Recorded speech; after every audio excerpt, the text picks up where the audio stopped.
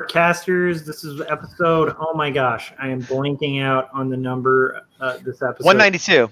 192, thank you. 192. So we're getting closer and closer to 200. So Scott and I are going to have to talk and come up with some kind of special thing for the 200th. Maybe that is the time where we can take advantage of having 6 people. We can make it like the debates going on currently where we just yell at each other. But yeah, so thanks to everybody who joined us in the chat. So we got Squatchy, Ronnie, and Charles joining us in the chat. So hey guys, and is this our first time on this new format for Artcasters? Yeah, so we're using StreamYard, which Scott did a really good video of. So like, if you guys do streaming or anything like that and are curious about like what do we do now that Hangouts is dead, and if you're looking for alternatives like OBS and stuff like that, check out that video because it's really cool. Yeah, I like your duck hunt analogy because the only problem is right now we're on the free version, so we got that duck up there. And if we get anyone to sign up for the paid version, then we get a month free and we can get rid of that duck. So yeah, exactly. And if you don't, then don't be surprised if like that annoying laughing dog shows up and taunts you. I swear I remember many times as a kid being like, you know what, screw you, dog, and like just getting right up to the screen. And just putting the gun on the glass. Exactly. I'm surprised more TVs didn't get broken during that era. So as you guys can see, we have our special guest today, and as usual, we'll just start by telling everybody where to find us. So I am Joshua Kemble, and you can find me at joshuakemble.com, and we can actually put up our URLs because StreamYard is awesome. And so you can go there, or you can go to quarterlystories.com, which will direct you to Quarterly Stories on that site, where you can read my comic about faith and mental illness. Other than that, you're on my YouTube channel, so you know where to find me. And if you haven't, hit the subscribe button and the bell so that you can get notifications. Yeah. So Scott, I'm working on comics a lot, and often I'm just trying to make really cool assets for my comics. And what happens if I want like a really cool sound effect or font, but I don't really feel like building it from the ground up? Where can I get hold of some awesome assets? They're so expensive too. Yeah, I know. But if you go to, this is your cue. There you go. If you go, I gotta get my hands in here. All right. I forget that we're a little narrower now, so if I move a little bit, I'm off camera. But if you go to circworks.com, you can get the Comic Maker Starter Kit. It is a pack of digital comic book making assets, everything from comic book fonts to comic book balloons, word balloons and caption boxes and page layouts and brushes and just about anything you need, anything and everything you need for creating comics. What you're describing sounds very expensive, Scott. It sounds very expensive, and I have a very limited budget. So how much does what you're describing cost? Well, does your limited budget allow you to get something for free? Because that's how much it costs. That's awesome. Yeah. Okay. Cool. Completely free. All right. Is there anywhere else that people should kind of scope out your stuff, like YouTube channel, that kind of stuff? If you go, since you're on Josh's channel and maybe you've never heard of me, you can go to my channel. It is Circworks. No, it's Circworks on YouTube. I don't know how you find that. It's some weird extension, but if you just type in Circworks, you'll find me. Awesome. Okay, and so we have a special guest today, a returning guest, a friend of the show, I should say, and collaborator in, like, we're both in the same anthology. We are collaborators. I know. I hate laborating on my own, so it's good to have a for my laborating. Yeah. But but we thought it would be good to have Gaz back because he just returned from San Diego Comic-Con for the first time. And so before we kind of get into the meat of that, and just like I feel bad because it feels like every time we have you on here, it's about conventions. And I'm the convention guy. What can I say? Well, we should enough of talk them. conventions and art. I think would be good too.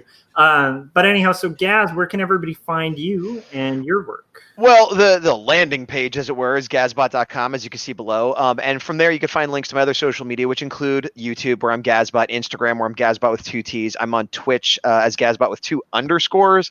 But generally, I'm Gazbot everywhere that they let me, and I might have to put a little modification there. But if you go to my gazbot.com, you could find links to everywhere I am in the world. Nice. Sounds good. All right. So I just want to make a correction. I'm sure Gaz would make this correction if I didn't, but this wasn't Gaz's first time at San Diego Comic-Con, just first time exhibiting, correct? Correct. Exactly. Yes. Yeah. Yeah. That's a fair point. So why don't we kind of talk about a little bit of the differences of attending versus showing up? Like, I don't want to tread too much on what you've already described in your video. Well, I think I can talk about that because I think there's probably a lot of people that watch this show that don't watch my channel or haven't seen that video. So I'm happy to repeat certain things. Okay. But I already forgot what the question was. What's the experience? Because I've never boothed at con. I have some friends who boothed at it. I've heard various experiences. And I know the cost. I know the cost is pretty up there to get that space. I know the wait list is really crazy. All true, and I'm happy to talk specifics and numbers about all of that. One of the things more and more as I go on in my art career, con career, or whatever, I like to be more and more transparent with things like that because I feel like a lot of artists aren't. Yeah. And whenever I do shows, how you doing? Oh, pretty good, or not so great, or better than last time. It's like, that's meaningless. That doesn't mean anything to me. So I would want those answers, and I understand I can't make other people give those answers, but I could give them for my experience, and I'm happy to. I see a lot of people in chat saying hello to everybody in chat. So I guess your first question is, what's the difference between attending as a as a attendee versus exhibiting? And it's huge. It's night and day. I'm working. If I keep looking down, sorry about that. I'll stop. When I attended, it was always as a professional. So I was able to get a badge for free and usually get one person in because I have enough credits that I count as a professional. So when I would go, I wouldn't have to go through a lot of the rigmarole people do of like getting on a wait list to just enter it and spend money. So I'd come in having to pay my way there in hotel, but otherwise I was there to have fun. And the first couple of years I went, I did just run around and have fun. I would do portfolio reviews. I would network, although I'm not good at networking. All that meant was I'd drop off samples at editors or talk to somebody here and there. So there was a little bit of work involved, but it was mostly there to have fun. Yeah. This time, I had almost no fun, and I don't mean that in regards to how well I did or didn't do, although I'll get into that as well. But it was odd because I got there before everyone, all attendees, and it was an empty hall with like boxes and things setting up just like any other warehouse. So it's sort of like going to Disneyland if it wasn't open, you know what I mean? Because there is something, whether you like it or hate Comic-Con, what it's become, it is a huge festival. It is a huge spectacle. And so it was sort of weird to see it turned off, you know, like yeah. So it was just like, oh, weird. And so I got in, and there was a lot of weirdness with parking, and they're very much set up to be cater to very large clientele where you have to get pallet systems, or you're hiring people to help you move in, or someone that could just walk in with like their backpack and a little truck in their hand. I was in a situation where I had a hand truck with 2 full carts that I needed to bring in. So I needed to park somewhere, just to have my buddy drop me off and then, you know, wheel them in. But you couldn't park anywhere because they closed down the streets. I later on found out that you could park underneath, but you had to get a parking pass for like $140 just to be able to park there to move your stuff in and out. For real? And that's for real, yeah. I didn't get that, and I ended up not paying to park, so I kind of beat the system, but not intending to, because when we went there, and you have to buy it ahead of time too. So I didn't buy the parking pass, and I couldn't buy it at like once I realized, oh crap, I might need a parking pass. It's too late. So what I read was like, if you aren't going to use the pallet system, all this, go to the front and talk to somebody and they'll tell you where to go. So we went before they closed down the roads, and my buddy was driving, and I figured he could drop me off somewhere and I could just haul my stuff in, but we couldn't find a place to park. Security told us to go around the back of the building. So we went around the back of the building, and that was like huge trucks and huge pallets and things like that. And they're like, you're not in the right spot. You got to go around front. I'm like, they told us to come around back. And he's like, I don't know, but you got to move. So we went and parked kind of on the side of the road where we weren't blocking traffic, but we obviously weren't supposed to be there. And there was like a bunch bunch of employees, and we're like, where are we supposed to go? And they didn't know, and they kind of didn't want to talk to us. They're on break or whatever. So essentially, I just found a security guard, and I'm like, can I go in this door? And he's like, yeah. So my buddy sat with the car, and I real quick ran one thing in, dropped it off, ran back, grabbed another. It took me like 15 minutes to make the 2 trips, and then he went and parked somewhere else, and like I kind of just got it in illegally, quote unquote. And that was not the way you're supposed to do it, but that's what happened. I think what you're supposed to do, like I said, is either buy the parking pass or find a way to get your stuff there without parking anywhere near the convention center. And that's what happened when I left, because the roads near the convention center were still closed. So my friend parked a few blocks away, and I loaded everything onto my handcart and pushed it through the hot sun, through streets, several blocks, put it in the car, went back and did that again. Not the best way to do it, but it did save me $140. So it's like, Yeah. Well, and for those of you who Gaz is California local, but it's like, if you're not from California, understand like hot weather in California is hot. It was very hot. Yeah. And it also came at the end of having done this for 5 days. So I was already exhausted, and then was like, let me go on a 20-minute hot pushing 100 pounds walk in the middle of a crowd of people. That's the same as being at like a concert, It was not great. Almost to the point where if somebody had come to you at that point and been like, for $140, you might have been like, okay. It definitely was not a clear-cut decision at that point. It was definitely, I would have to think about it. That's interesting though, and that's actually a really good content for anybody who's considering attending. Like, I mean, I wouldn't even think of that, but bringing push carts and prepping for that, like if you're going to park far distances or not, is like a really interesting that I haven't thought of that. But that's and I've done, I'm the con guy as it is. And so I've done 10 to 15 shows the last couple years, and I've been doing shows like in general for like 10 years. And this is the biggest like parking issue I've had. I've had a few little hiccups here and there, but the biggest issue, usually if there's a problem, it's like, well, you got to pay us or whatever. But there wasn't even that. It wasn't even, well, you got to pay us. It's like, well, you can't park here. Good luck. And like, I've never had that happen where if you didn't pay it, like, so it's like, I don't know what they expect us to do other than what I did. But again, I feel like they cater to people who have more money and or resources, where they're like, well, we'll throw some money at it. We'll get our interns to stand here and like, or I'll just grab my backpack and walk in because I'm just an artist and I sit at a table and sign. And I feel like I'm in this weird middle ground where I have more than a one-man operation, but I'm still just one man, Yeah, no. So it doesn't sound like super small press friendly. I mean, it didn't feel like it, but it might have just been my experience. Maybe I had bad luck or whatever, but and if I did it again, I'd know a little bit more what to expect, which is kind of how I felt going back to how the difference between when you're an attendee. The first year I went just to have fun. I ran around not knowing what I was doing, getting in the wrong lines, going to the wrong buildings, because there's a lot of volunteers that are just there to say, get on this line, and they don't know anything else. And that's not their fault, but it took a year or two of going there as a fan, as an attendee, to kind of figure out the rhythm of how everything works and know how to really do it. And I feel like maybe it's the same when you're selling there. It takes a few times going to figure it out. But the difference is I'm spending money to promote my business and or make a profit.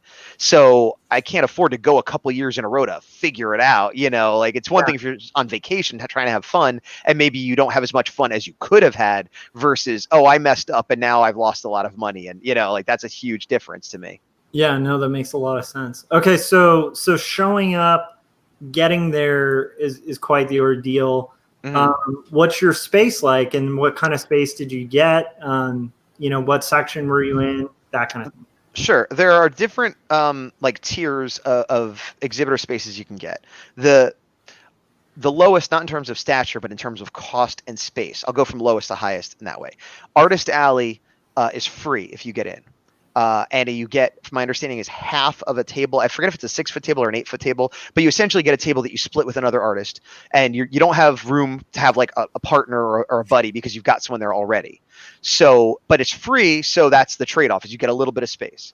Moving up from that is small. Hold on, So it's my understanding that the reason why that is free is so that they can maintain their tax exempt status or whatever. It's a nonprofit. I've heard that. I don't know for sure that's true, but I've heard the same thing. And I've heard that's also why they let teachers in for free. That's also why they let professionals in free. Like basically anything they do for free has to do with to keep it like a charitable thing. that sounds logical, but I've just heard it from people the way you're saying you Right. have. So I don't know for sure. But the net result is if you're an artist and you get into Artist Alley, it's free, which is awesome. So I would have happily taken a free table for half the space. Yeah. And how you get selected, I do not know. I've applied for the last, I think, 3 years and not gotten selected. And I see people there that are, super famous that, for Marvel Comics or whatever. And then I see people that are like on my level where like, oh, I think I've seen them at a few conventions. They have a little indie comic no one's heard of. And then I see people where I'm like, I don't even know how, like, who are they? Their art isn't that great, but and I'm not trying to make a judgment, but I'm just saying it seems to run the gamut of every type of artist of level of fame and skill. Yeah. So what gets someone chosen? I do not know. I know that I haven't been chosen, and I couldn't tell you why, or if I ever got chosen, what would be different, So the next level up from that is small press, which is where I did get in this year. And similarly, there's a requirement, unlike Artist Alley, there's a requirement that you have to be self-published or be a publisher or self-publish yourself.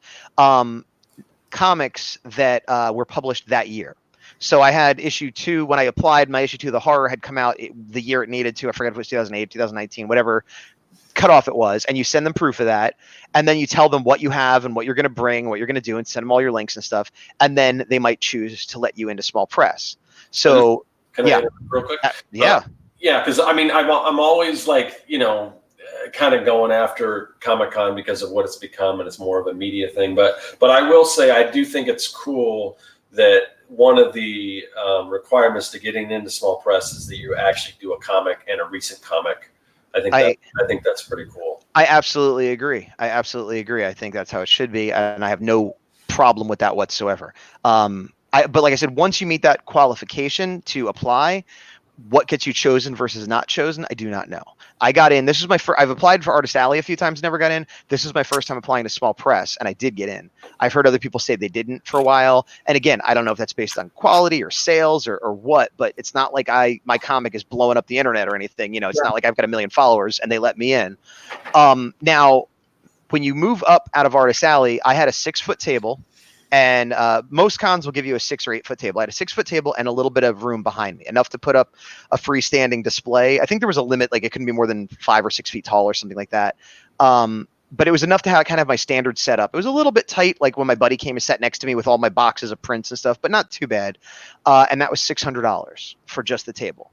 And that's the cheapest table you can get that you pay for. Again, Artist Alley is free, but if you're paying, the minimum you're going to pay is $600. And I think, I forget now, but a lot of times that for all the booths and tables, they'll have a price, and then they'll have but if you buy it by this date, you get a $50 off or $100 off or whatever. So it might have been like $650, but I bought it in time, so it was $600 or something like that. I know I paid $600, but it might be listed a little bit higher if you don't get the discount. Yeah, and I mean, I can definitely say like that's definitely on the lower end of the prices that I've heard. Oh, absolutely. So that's very pricey for a convention. Right. Yeah, that's the most. That's the most I've ever paid for like an artist type table. Yeah. The only time I ever paid more than that, I was at San Francisco Comic-Con a year or two ago, and I got like an exhibitor booth, like a full booth, and that was. I think that was like $700, but I split it with a friend of mine, so I only paid $350. But that actual space cost more. Yeah. But that wasn't an artist space. That was like a 10 by 10 booth. Yeah. But yeah, the most I've ever paid before this, I think, might have been like $300 for a table, for an artist type table. So it was definitely a gamble and a calculated risk in there that I'm already upping my cost right at the beginning just for the table. But all the other tables are way more expensive. I don't have the numbers in front of me for the rest of them, but I think for a regular exhibitor table, it's something like $1,200 for just a table that you're not an artist, you're not small press, you just want a table to sell or advertise, whatever. And then if you want a booth, it's like $2,000 or $3,000, and then it goes up and up and up and up and up. Yeah, and the tough part too with that is like if you get up into that booth territory, it's such like wanted real estate that often people will hang on, even though, they might go out of loss a couple of years just to not lose that table. Right. Or that booth space, because it's really hard to get in to get the booth space. So and I having gone there a number of years in a row, I have seen the same things in the same spots year after year. Yeah. And that's because usually at the end of the con, at least from the friends of mine who do it, like literally the last day of the con, they're writing the check for the next year. That is absolutely true. Real quick, Ox had a question. Says, Gaz, would you have been able to get 2 tables, or were you only able to get 1? For the small press, I was only able to get 1. I say this with 90% confidence because now I'm like, well, could I have gotten 2? But I think it's a limit of 1. Yeah. Because otherwise, if you're bigger, they want you to buy a booth. Like if you're like, no, we're an imprint with like 4 different people. Double check me on that. But off the top of my head, I do think I was only able to get 1 for small press. For other exhibitor tables and stuff, I don't think there was that limit. Wizard Cons, 400. Yeah, I think the when I only did 1 Wizard World and I didn't really like it, and it was about 300 and something bucks. But that was a few years ago. Yeah, my experience with Wizard World was like over 10 years ago at this point, so I didn't speak. But I will say, for at least at the time, and this is a long time ago, it was not a very like indie friendly convention. No, I didn't love it myself. But so you've invested in the space, you get there, you set up. What's like? Did you go to? So what day are you going? Like when you're doing this setup and stuff. It's a 5-day con. So they start letting people in on preview night. So Thursday, Friday, Saturday, Sunday. So Wednesday is preview night. So the people are allowed to start coming in, I think, around 5 or 6 Wednesday. Some people set up Tuesday. Like the bigger companies are probably there earlier in the week. For me, I was allowed to set up earlier, but I would have to get there earlier and or get another hotel room day. So my plan was to set up Wednesday morning to be ready for Wednesday night. And that's what I did. Now we did, I drove down with some friends and we did pay for an extra night Tuesday night at a hotel, but I got a hotel in town close to the convention center, which was very expensive. I split it 3 ways, and for the 5 days I was there, it was about $650, and that's 1/3. It was split, and because you have to also pay for parking, which was $50 a night. So they get you every way they can. But I did stay over a night Tuesday, but we stayed about 20 minutes, 30 minutes outside of town and got a cheaper hotel. So that was only like $50 for that night, which was still expensive, but it saved us money to not be right there.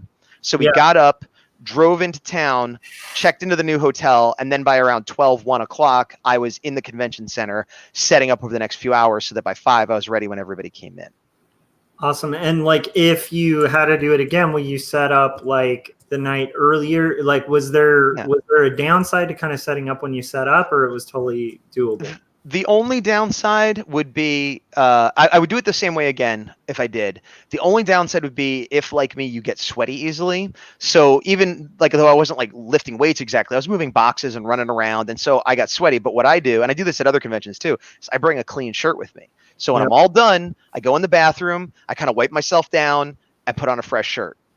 If you're willing to do that, there's no real downside. And that's what I did. So it was fine. But that's the only downside. Because if I had set up the night before, that would have been great. But then I would have been sitting around all the next day twiddling my thumbs with nothing to do anyway, waiting for the con to start. So yeah, no, that makes perfect sense. That's great advice, like the fresh shirt thing. Yeah. I mean, I know it sounds a little gross, but it's better than not having a fresh shirt and a wipe down, you know? It's gross. Yeah, it's grosser to not do that. Yeah. 100%. No, and I'm thinking back to like my first con where I just kind of I didn't bring like a change or anything like that, and then I was like, oh, this kind of sucks. Like, yeah, idea. So I mean, it doesn't, and I mean, you don't realize, at least for me, and I'm not like generally a sweaty person, but like when you're loading in and doing all that stuff, I mean, sometimes you don't even realize it, and by the time it's just like, oh man, it's like. Yeah, because a lot of times it's when you stop. You're doing stuff for an hour and you're not really that bad, and then you sit down and it's like drench. Yeah. And I learned that not from trying to be professional, but like I was doing a show or setting up for a show, and I was supposed to go out with people right after that to see a movie or dinner or whatever. And I was like, you know what? I better bring a change of clothes because I'm going to be gross. And once I did that for that reason, I then knew anytime I was setting up to just bring at the very least a clean T-shirt, and I got in the habit of always having that with me. Yeah, and I think that's really good advice too, because like sometimes these convention centers, like the AC will go out. I've heard of it happening. So it's like, even if it's like perfect weather, you want to assume that like if it can go wrong, it might actually go wrong. Yeah, Erzuki's saying I had a few wardrobe bloopers this year, which is true. Unrelated to what I just said. I heard you like wearing other people's pants. And, yeah, the last day was the worst. Well, in an effort to minimize what I have to pack, whether I'm flying and there's a weight restriction, or in this case, I was driving, but I was with 2 other people and there was a limit to how much I could bring. I only brought 1 pair of shorts, which should be fine. You know, I'm not running marathons. I'm not going to be outside and everything. But the second day, I think the zipper broke in a way that could not be fixed. So I had my fly down constantly. My buddy had a pair of shorts I could borrow, but he's wider than I am. So I was sort of like, I had my belt like all the way cinched up and I was kind of swimming in them. And then I had brought a bunch of t-shirts, but I accidentally brought 2 t-shirts that were not mine, that were the same design, but I didn't realize, I thought they were mine. So the last day of the con, I had shorts that weren't mine and a shirt that weren't mine, both way too big. And I was just swimming around like a little kid wearing his dad's clothes or something. Nobody really noticed, but I felt awkward, you know? Bringing back the 90s, man. Just the you know. Yeah. Large, and then one day, in an effort to not wear a big shirt, I had like an extra shirt I brought with me, but it was my extra shirt, and I didn't realize it had like holes in the armpits and stuff. So I wore my hoodie the whole time because it had holes in it that I didn't realize. So yeah, I had a lot of wardrobe issues this year for some reason, but nobody knew. That's you want me to address this comment from Ox? Or? Yeah. So yeah, everyone, if you're reading this, Ox is asking me, have I only been doing cons for a few years? I know I saw your big booth set up bids when I was working towards my first. So I mean, I've been doing cons for a while, but I don't do a lot, or I didn't do a lot. Now I'm probably not doing any. I mean, we'll see, but mostly just local stuff. But I've done like Phoenix Comic Con. I was doing for, I don't know, I probably did that for about six years maybe. You don't do Phoenix anymore? I didn't re-up. And if they invite me back as a guest, like the year previous to the one I just did, I was a guest. If they invite me as a guest, I'll show up. But it just the amount. It's all the setup and everything, and I just think that my time's more valuable than that. If it was just going there, if it was just the amount of time that I'm there, then yeah, I'm making a profit. But when I was considering all the preparation and everything I do a week or two prior, it's just like, is this really worth it? I completely understand that. Yeah, and I think that's actually something to really consider. And I think, Gaz, you've given this advice before when we talked cons and stuff, but it's like if you're new to this kind of thing, rather than like maybe making your first attempt be at San Diego or like a con where you're going to drop, thousands of dollars to kind of make it happen, maybe start with like a smaller like alternative con or even like or local comic store, library. Yeah. They'll usually give you space for free, and they're just happy to have an artist there. That's usually the best place to start. Yeah. I was just gonna say I'm kind of shifting away from cons to more conferences, like professional conferences, and I did that with that. I started locally with a conference, a design conference, and after I did the local one, then I decided to do another one that was down south. So what's the difference between a conference and a con? So it's completely different. It's almost like the conference the first one I went to was called Phoenix Design Week, and it's basically it's more graphic designers. There are illustrators there and everything too, but it's basically you go and you listen to talks, like professionals talk and everything, and then there is a lot of them do have a vendor area. I haven't done that yet, but I did sign up for the vendor area for the next Phoenix Design Week, and hopefully I can get into Creative South's vendor area. I'm curious just because most of those people are more interested in the design aspects than the fan art. Right. To see how I do at something like that. So that'll kind of be an experiment because I don't really sell the fan art. But but yeah, it's more of I hate to use the term networking because it's more just like it's professional development. It's more like just meeting people in the industry. It's really good for just meeting people, getting out there, again, lack of a better term, networking. But it's just kind of just this family vibe. It's like, it's almost like a party. There's always after hour stuff, and it's just people hanging out, people that share similar interests and everything. And then, a lot of, partnerships and things like that can come from it. So Yeah, Ox is mentioning C2E2, which is a really good conference kind of convention. And like I did Adobe Max last year. I don't think I'm going to do it again this year, just because of all the crazy taxes that are going on. I don't know if I want to ask my bosses to foot the budget on that.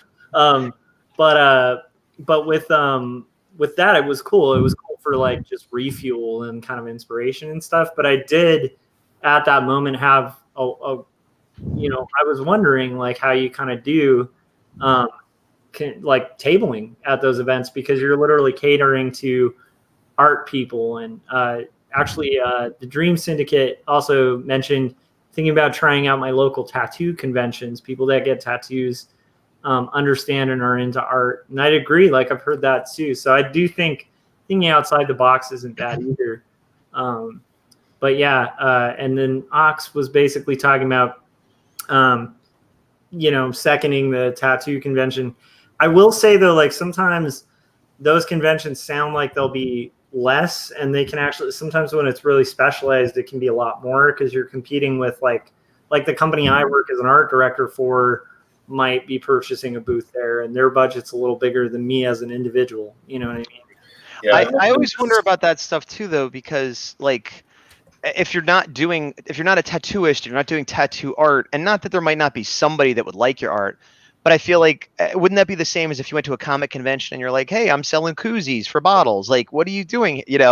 Like I would feel out of place at a tattoo convention. Yeah, and I think it would depend on the theme of what you're doing. Like if what you're doing really relates to tattoos, then I think that would make sense. But in a scenario where, like, but it is a good point. Like most people are really like fans enough of tattoo artists to go to those conventions are probably fans of art in general. So, and especially comics, like comics and tattooing are like, I don't know, it's like comics and punk rock and hip hop. For some reason, there's a lot of overlap of all four of those things, Right. So, so you like have set up. You've got your shirt. Got my shirt. Yeah. When do people start arriving? Like, and then what is that like from the standpoint of, because you obviously know, and I've attended Comic-Con as a fan, and so there's being on that side of the thing, but what's it like from the other side when they open those doors and you're flooded with you're not flooded. You're not flooded. Okay. No. I thought I would be, and not in a, oh my God, everybody wants to buy my artwork, I can't believe it, because I know they're going to be running to somebody else or something else more important, pressing, famous, whatever. So I had no illusions that everyone's going to run to my table. Yeah. But it opened, I forget the time, but let's say it's 5:00. They open at 5:00, but around a half hour before they officially open, I started hearing a lot of noise and stuff, because there are people there, and I never knew this as an attendee, but like I could have helpers, like one-day helpers that'll have a regular attendee badge that get like a sticker they help me set up, and then when I'm done with them, like, okay, go have fun. So about 15 minutes, half hour before they let everyone else in, all the booths say, okay guys, you're done, go have fun. And that's how, if you ever get there first thing in the morning and there's 30 people ahead of you online already, that's those people, because they were working. And as an exhibitor, I'm not allowed to do that. My badge says exhibitor. They're like, we're not going to sell to you, you're an exhibitor. But if I have a helper, they pull that sticker off, now they're an attendee. So that's yeah. When you're an exhibitor, they don't sell it to you? Exclusives and stuff. Eventually they will.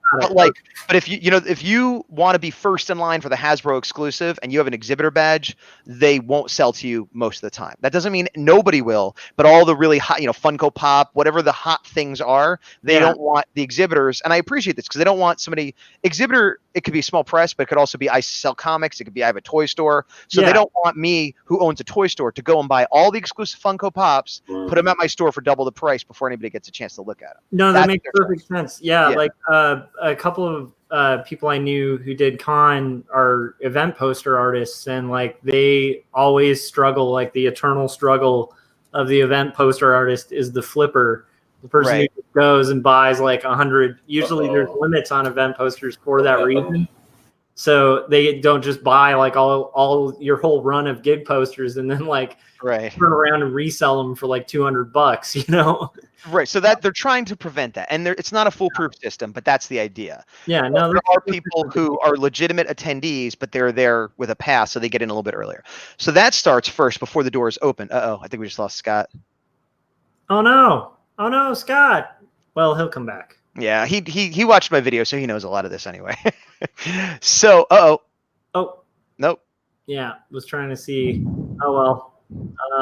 I'll message him. So you continue though, like so the exhibitors, like basically the first crowds are like this small group. Okay, right, but none of them are coming to Small Press, or I would wager Artist Alley. Not that I was there. Most of them are going to the lines where you get a ticket to meet a celebrity, or the exclusives, or things that are going to be the hardest things to get all weekend. Or like just getting in line for Hall H for 10 hours. Oh, anybody? No. Anybody that wants to be on line for Hall H was online already. You're online hours before anything opens. Like, and that's changed over the years. And like officially, nobody could stay overnight, and there can't be a line. But then there'll be like 30 people on the side of the road a block away. They're like, "Well, this is the line," and it's not. And you're not allowed to have a line. But if you cut that line, they'll get mad at you. And you know, there's all kinds of weird ins and outs. I don't mess with that stuff. But anyway, so then the doors open, and there is a legitimate like surge of people come in. I would say it was a half hour or more before I saw any of them in my aisle. Like you hear the bruh, and none of them come to Artist Alley. And I'm not saying my table, not Artist Alley, Small Press. Yeah. So I assume Artist Alley too, but I don't know. So then after the doors have been opened officially and everybody's inside for a while, then people start trickling around to all the other areas other than the exclusives and the celebrities and stuff. And then they might come to Small Press. And assuming they come there on purpose, because sometimes people are just wandering around and they're just like, oh, what is this? You know, then they might come and look at my stuff or your stuff. And if it's something they look at, you might make a sale. So my first day, it was a short day. I want to say like 4 or 5 hours, something like that. It was the shortest day. And I made less than $100, which is terrible for me, at least. And I sold a couple pins for like $1 here or there. And then at the very end, somebody came and bought like 3 prints and a comic and like just dumped like most of that. I think I made like $70 that day, $50, $70, something like that. And most of it came from that last sale at the end of the day. The rest of it was just $1 here, $1 there kind of stuff. Yeah. And this is day one, right? This is day one, which they call preview night. Yeah. Yeah. Do you want to, I see a lot of coming up in chat. Do we need to address anything there? Well, yeah. So just regarding the whole tattoo thing where we were like, you know, wouldn't you want to kind of be a tattoo artist? And Squatchy, who is a tattoo artist, just chimed in and said, yeah, usually it's tattoo related art that have at conventions he's worked. And actually, if you guys haven't checked out Squatchy's stuff, you should follow him on Instagram. Dude's insane. Squatchy. I keep wanting to like barter like a swap and just do like some art for free tattoo, but I'm always hesitant because that sounds like somebody who's like, hey, I know you, draw me an illustration. And I'm like, yeah, I don't know. But anyhow, his stuff's really sick. So yeah, you guys should check it out.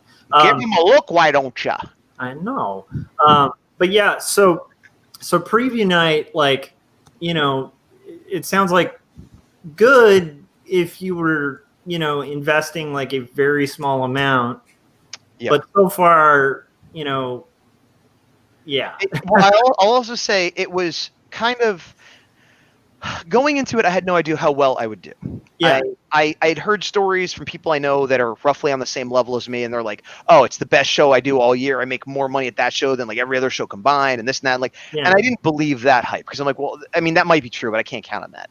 But having been there before and knowing that it's this tidal wave of humanity, I'm like, it's going to be nuts. Even if I'm not making sales, there's going to be a million people running by, and I got to be on my A game, and I don't know if I'll be able to do anything. And it really wasn't that where I was.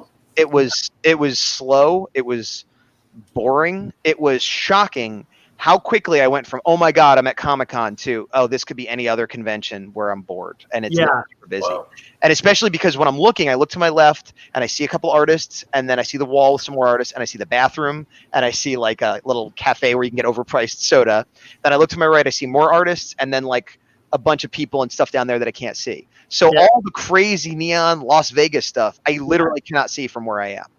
And so when I look around, I'm like, yeah, this could be down the street from my house for what I'm looking at and for how busy it is. And it was jarring. Again, not that I was like, I can't believe I'm not making any money, but I can't believe there's nobody here. And there were, tens, hundreds of thousands of people in the building, but not where we were. You know what I mean?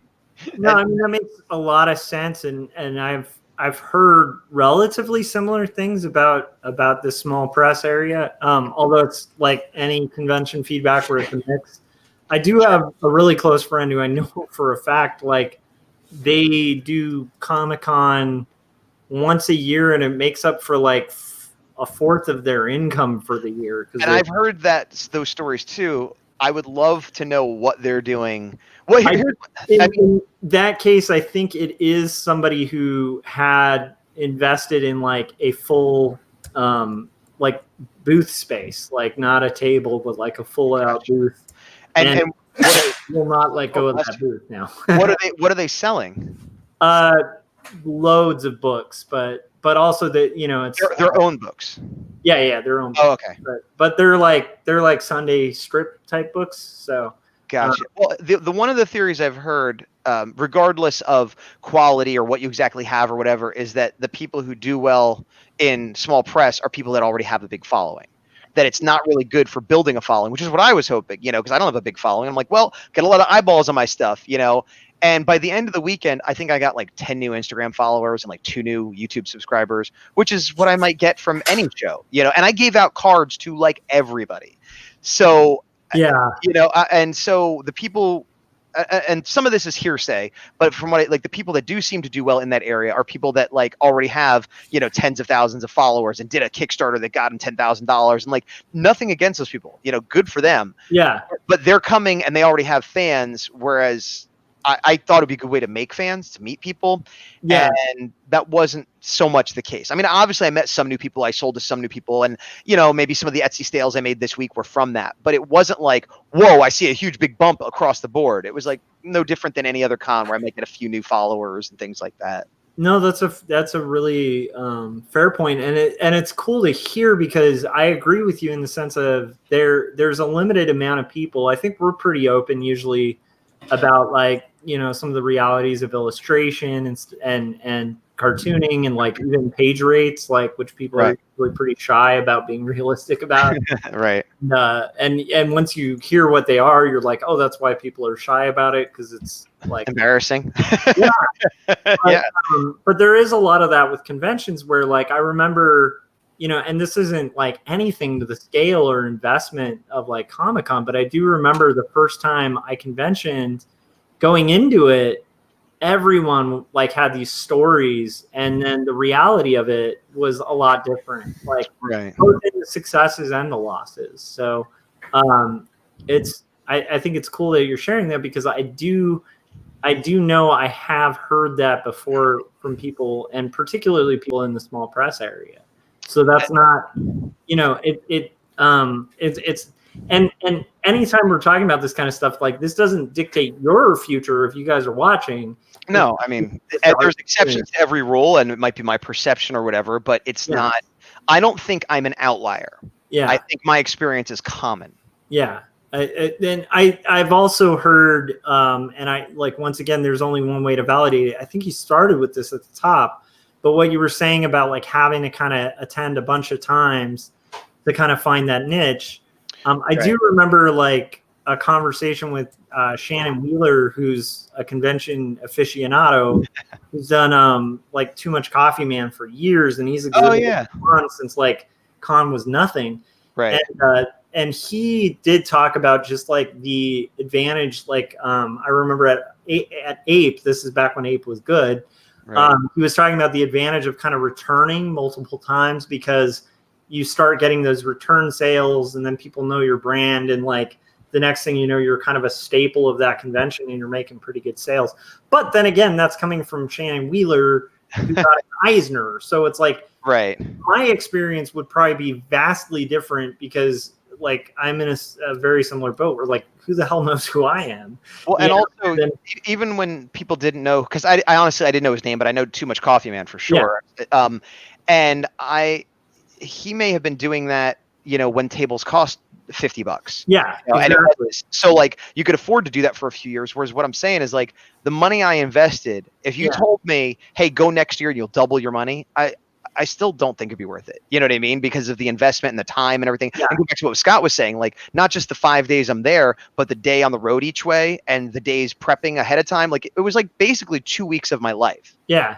And I can't gamble 2 weeks of my life once a year, hoping that in a few years it's going to pay off. Like it, you know, 100%. Like even when approaching the idea of conventioning again, like whenever I'm done with the quarterly stories, I've been really hesitant to even consider Comic-Con because of the rates, because the people I talk to who have vast success there are having to invest like way more than $600.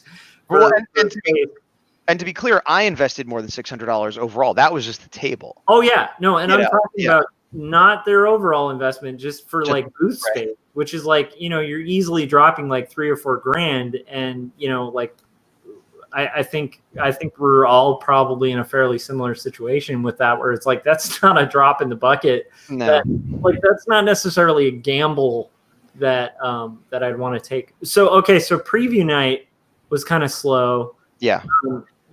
It sounds like it didn't pick up after that. I mean, throughout the rest of the con it picked up, but that night it got better after it had been open for a while. But at no point during preview night did I go, wow, it's really, it was never. It felt like a slow con the entire time. Got it. Preview night. Okay. Moving on to the first real day, Thursday, and I'll be honest, I was kind of borderline depressed that day. Yeah, and again, not even because like, oh, nobody bought my stuff, but like there's nobody here. Like, what am I even doing here? Is this like a waste of time? Like, because it's one thing if it's really busy and I'm not selling and I'm like, oh, maybe my art's not good enough, and that's a whole different thing. Yeah. But it wasn't that. It was like nobody cares that we're here. Why are we here? What am I doing? Like, but I'm like, well, you know what? It's preview night. Everybody's getting their exclusives and it's short and give it time and whatever. So I kind of rallied for the next day and talked myself out of being too bummed out. And the next day was Thursday, and it started exactly the same, where like you hear all the rumblings of the exhibitors, and then you hear the doors open and there's like a huge noise and you don't see anybody, or if you do, you see them running by like, down the hall. And after like an hour or two, people started coming over and you started making a few sales, and Thursday was better, but Thursday was a 10-hour day. And again, I was there more or less by myself. My buddy, the big dog, was there, and once or twice he watched the booth for me, but I didn't like take a lunch break. I didn't, really do much of anything other than the few times he was there. And most of the time when he was there, I also do a Power Rangers show. And so I went and got some interviews with some Power Rangers actors, which is fun, but that was still work. So I took a break to go do work on my other show. You know what I mean? Yeah. So I was exhausted by the end of the second day, because I just spent 10 hours on my feet talking nonstop without having so much as a lunch break. Yeah. And I made gross, I don't know if I have the numbers in front of me. I want to say like $375 ish. And that was on the first full day. So certainly better than the day before, but it wasn't like, well, now we're going. It's like, I can go to a local show by my house and make that. And I'll be home that night, and I'm only there for 8 hours, and it only costs me $50. You know what I mean? That's, and I understand different people make different amounts, and the amount of money is a relative thing, what people think a lot is. But I'm saying, if I know I could make that much money down the street from my house, why would I go to San Diego to do that? You know what I mean? That's so that was bumming me out the second day too. Should I just keep going, or? No. I think this is really good. I mean, like it picked up a bit, but it's not picking up at this point to an extent where you're like, this is a brilliant decision I made. Right. The first day I was like, this is like a really bad con I would go to, where I'd be like, whoops, this was an experiment at some like fairgrounds near my house that nobody came to. I'm not doing this. That was preview night. The second one was like, this is like a mediocre small show near my house. I could be doing this well. Yeah. The third day, every day started the same. Nobody gave a crap for the first hour or so. Yeah. And so Friday was better than Thursday, in that I think I made $400 and something, which again, okay, better, we're ramping up, but it's still, by the end of another 10-hour day, I was at like $400 something. Yeah. And my sales, I brought prints, fan art, and stuff like that in addition to my comics. And I wasn't sure if I'd be allowed to, because I was like, well, this is small press. Are we even allowed to have fan art? But I talked to a bunch of people, and they're like, yes, you are. And so I'm like, well, I better bring it because I'm never going to make my money back if I don't. And I was right, because even though I had a pretty sizable chunk, I had my 2 issues of the Horror Wave for issue 1 and 2, and I had a preview book of issue 3, which was 16 pages of penciled art with a sketch cover with the San Diego Comic-Con exclusive logo. Like, it was an official exclusive. I registered it. It was listed in the book. If you looked on the, like, it says Gazbot Horror Wave 4 issue 3 exclusive. Like, it wasn't something I just put out there. Like, I did the work. Yeah. So I had those 3 books. I had a couple leftover copies of the 100s Anthology #1. I had some copies of this Kid Switch book I had done the art for, and I had this monster book Nessie that I had done art in. So I had a bunch of books, and I had pins, and I had a print of the horror. So like, there was definitely a section for books. Most of what I sold were prints, pins. I sold hundreds of pins, and over the course of the whole thing, I sold like 3 commissions, I think. Comics, I sold about what I would sell at any other con, which is not a lot. When you say pins, are you talking about like buttons or like enamel pins? Buttons, like $1 pin backs. So I was just saying, if you sold 100 enamel pins, usually those run about $10. So I mean, No. I sold. I pins always do well for me any con I do because they're so cheap. Yeah. Right. So I think I sold. It was like between 250, 300 pins, which means I probably made like $180 profit, $200 profit on pins. So that's not nothing, but that's like 1, 3, 5. You know, it's a lot of people spending $1. You know, and it adds up. So I'm not saying I wouldn't take it, but it's not the same as, wow, I'm doing really well. People are loving my stuff. You know, it's not that like big saving purchase where you're like, okay, this was worth the thing. Right. It's sort of like my fallback that. Any show I go to, there's going to be a parent that has a kid that wants something for $1, or a guy that stands and talks to me for 20 minutes that feels like he should spend $1, or you know, like that's. So I have it there for that reason, and it's always worth bringing them, but it's not. Yeah, it's not like, oh man, I've made it with this sale. I think that is actually. I mean, just to interject, like that's actually a really good con advice too, which is just like if you go to these things, make sure you have something at that low range. Because that low range might actually kind of creep up and add a little bit of profit to what might otherwise be really difficult. Like it's definitely saved me at a few shows from like not give me a great show, but maybe push me over to profit or keep me from losing money or whatever. It's definitely So that was Friday, and then Saturday again picked up. Oh no, actually it felt busier. Like Friday and Saturday weren't as depressing as Wednesday and Thursday. I'll say that.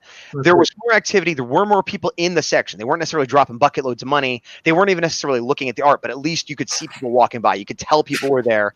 And some of them would stop and look. Some of them would buy. But I made about the same Saturday as I did Friday, like in the neighborhood of $400 something ish.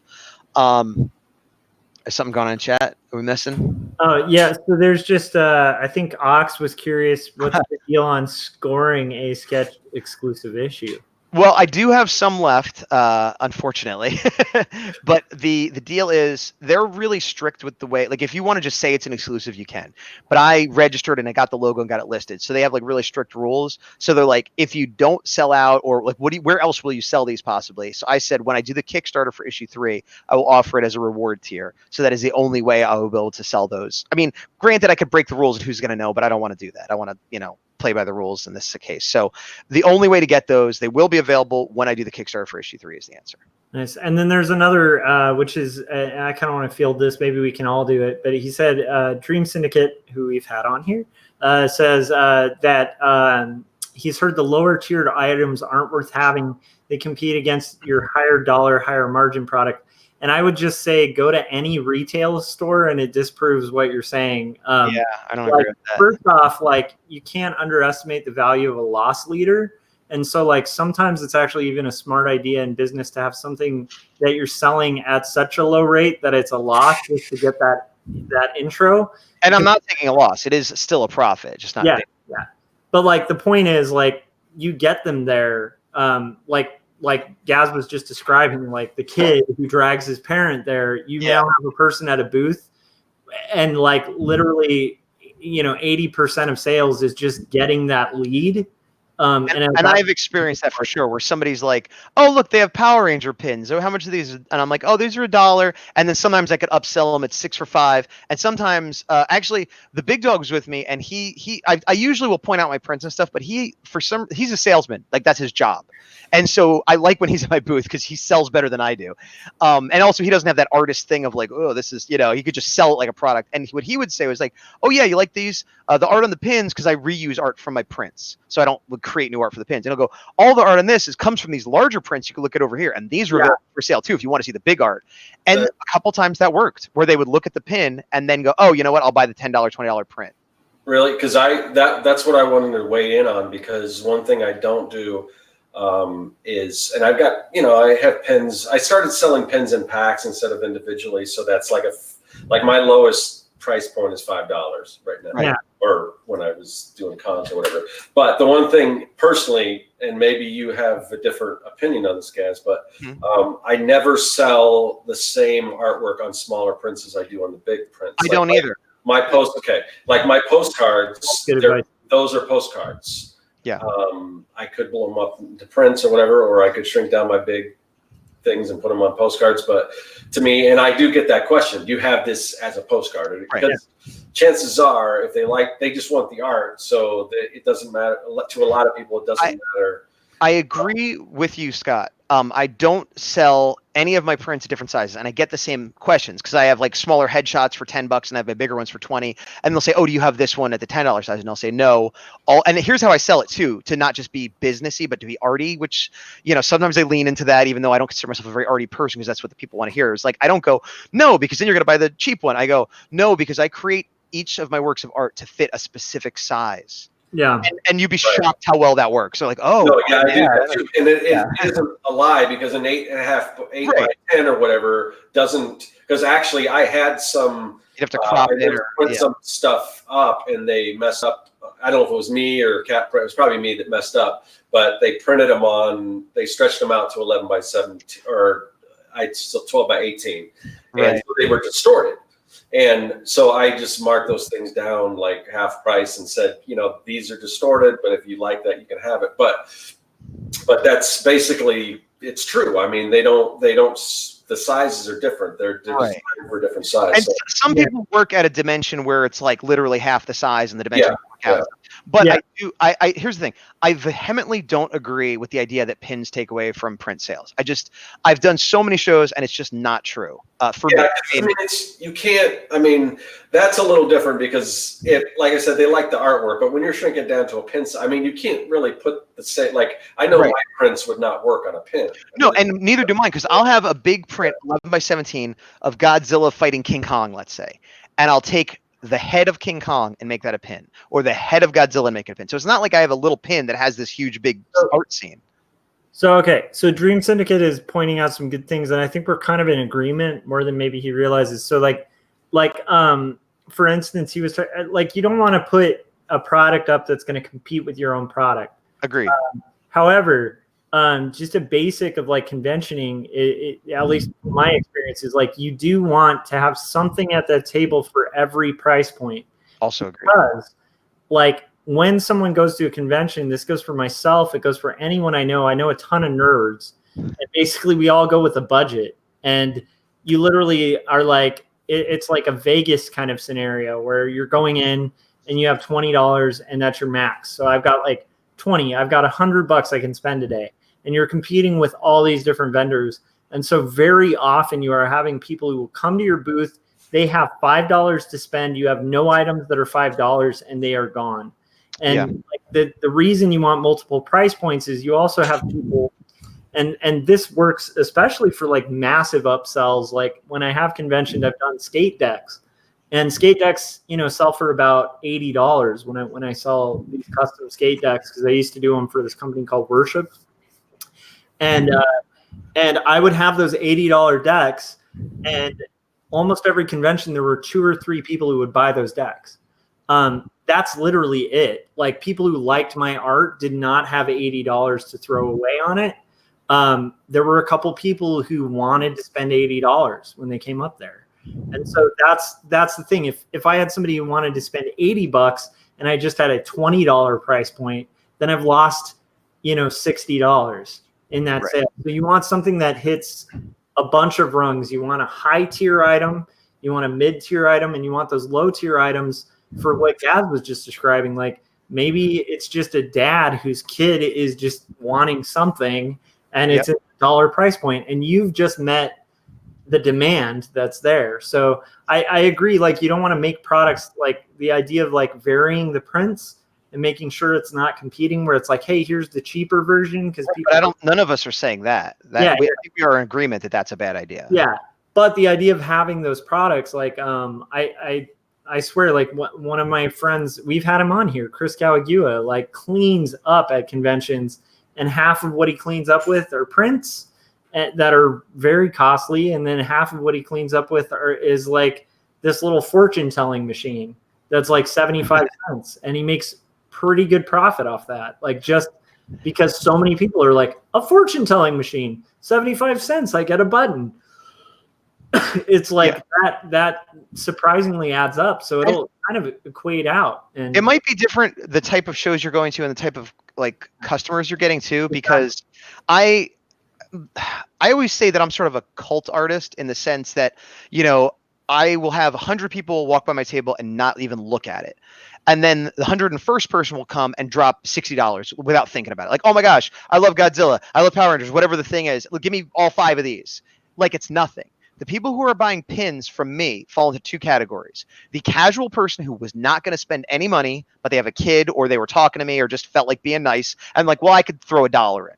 They were never going to spend more than $1 to $5. So I didn't lose anything. I would have lost that sale. Or someone who really does like my art and really likes what I'm doing, but has no money. And it's like, well, I can scrounge up $1. I don't have, like he said, they spent all their things. So it's possible in the years I've been doing this that maybe I lost 1 or 2 sales because they bought $5 in pins instead of a $20 print. But I mean, I know the people that come up to me. I know my audience, and that's not most of them. Most of them either have the money and buy it, or don't and just buy a pin because that's all they could afford. Like it, especially with like what I do the number one comment I get about my art, whether people like it, dislike it, whatever, is that it's detailed. That is by far the number one comment I get. Good, bad, or indifferent, it is detailed. Yeah. And if you like my art that is detailed, you don't want a shrunk down little section of it. You want the big thing if you can afford it. And if you can't, then you'll take a pin. But I can't speak to everybody's art. I can't speak to everyone's experience, but I can say with 100% certainty that pins help me. They do not hurt me. And I've seen people, real quick, that's all they sell is pins, and they clean up. Yeah. So you can make a business just off of low price items. Well, I can also say fortune telling thing. Sorry, but so I assume the fortune telling thing that Chris has is like a machine that people just put money in and crank it. So that was the art they're gonna get. So they're doing it for the art, but they're also doing it for that transaction. You don't have to. That doesn't take time away from you. They just come up and pop, and you're making money without having to take your time away from. So that's kind of brilliant in itself. So yeah, it is. The guy's a genius when it comes to boothing. Like I envy the hell out of him.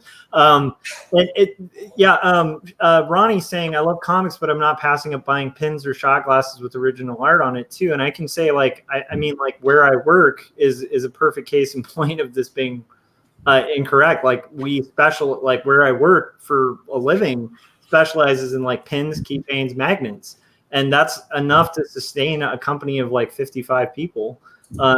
It's a massive industry, and like those small retail items, like at booths at conventions, never underestimate the small stuff. I mean, that's why there's point of purchase sales at every major store. That's why there's giveaways.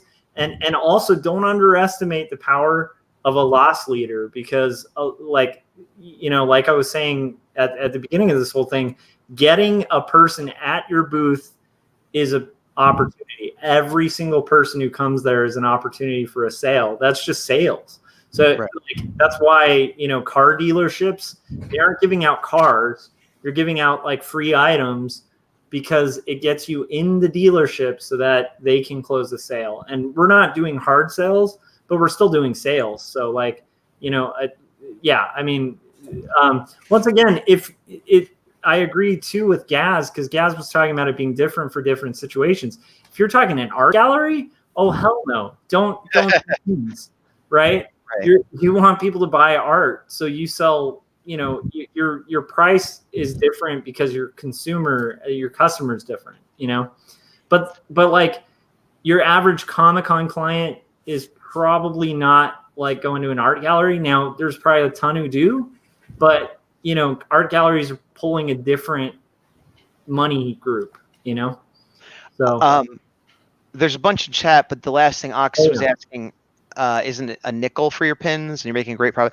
It's not a nickel, but I do make a big markup. So it depends on how many I order, because the more you order at a time, the more you make. But I will say the most I've ever spent on a pin is 25 cents. Usually it's less, but let's say it's 25 cents, and I sell 200. That means I made $150. Yeah. So, and I usually make more profit than that, but it's a 75% or more of the cost that they're paying me is profit on pins. Yes. Yeah, and I mean, obviously, if you can swing it with the sizing and stuff, like one of the best returns you can get for your investment is t-shirts, right? Because t-shirts cost about maybe $2-3 a shirt if you're savvy, and you can mark them up to like 20-25 bucks. If it's at a convention, you can even do 30, and so you're like making a mass profit on those sales. However, prints. Yeah, I was gonna say that's the same as prints. But prints are starting not to sell as much as they used to. That was also one of the big things that I started noticing. Yeah. One of the reasons why I kind of decided not to do cons, because the prints, which had the biggest markup, are, like I was talking to Daniel from Steam Crow, who, he does. I mean, that's his thing. He's con crazy, man. But like he said, he had a year where he sold like maybe 5 prints, and that's used to be his biggest thing. That's crazy. Sell like 5 prints. So now it's all t-shirts, but kind of back to your point, but he's just doing t-shirts for the most part. That's his big thing now. So sometimes you have to change. You kind of have to just adapt to the times and change, because Yeah, and there's a cost to everything, right? Like a print is a lot harder to store than a button, So it's like there's a cost to kind of bringing those things in there, and that's why I think running the gamut is really good. So like you're kind of killing on buttons. It's improving by Friday and Saturday. Right. Friday and Saturday I do okay. And again, $400 something. Some people might be like, "Oh my God, I've never done that good."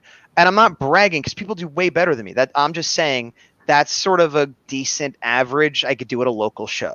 Yeah. And so I'm feeling better, but I'm not feeling good about being in San Diego. And then Sunday was my busiest day, which I had predicted, which is strange for most shows.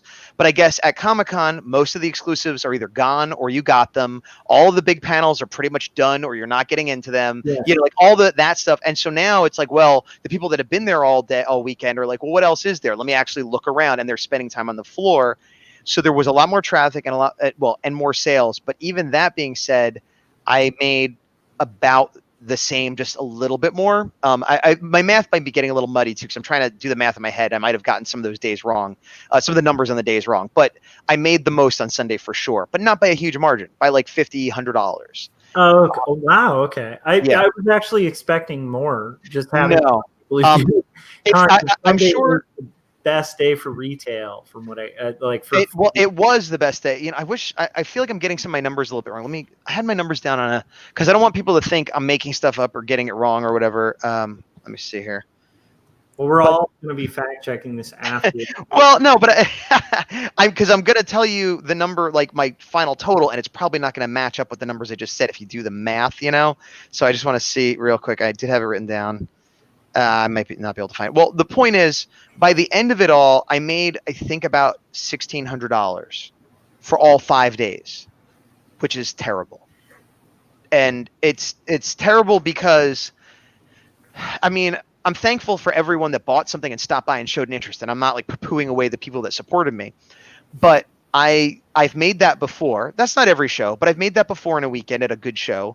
But for 2 days or maybe 3, this was 5 days, a day driving there and back, the most expensive table, the most expensive hotel. My investment was in the neighborhood of $1,500, which means I made about $100 profit for about 2 weeks of work. And if you factor into my cost for like printing and stuff like that, maybe I made $50. So I essentially did not lose money, but I lost a lot of time, and I kind of did it all for free. And the idea would be that I got exposure, and not in the evil exposure, like someone's paying me with exposure, but actual exposure of people seeing my stuff. But as I said, that didn't translate into a lot of new followers on any social media.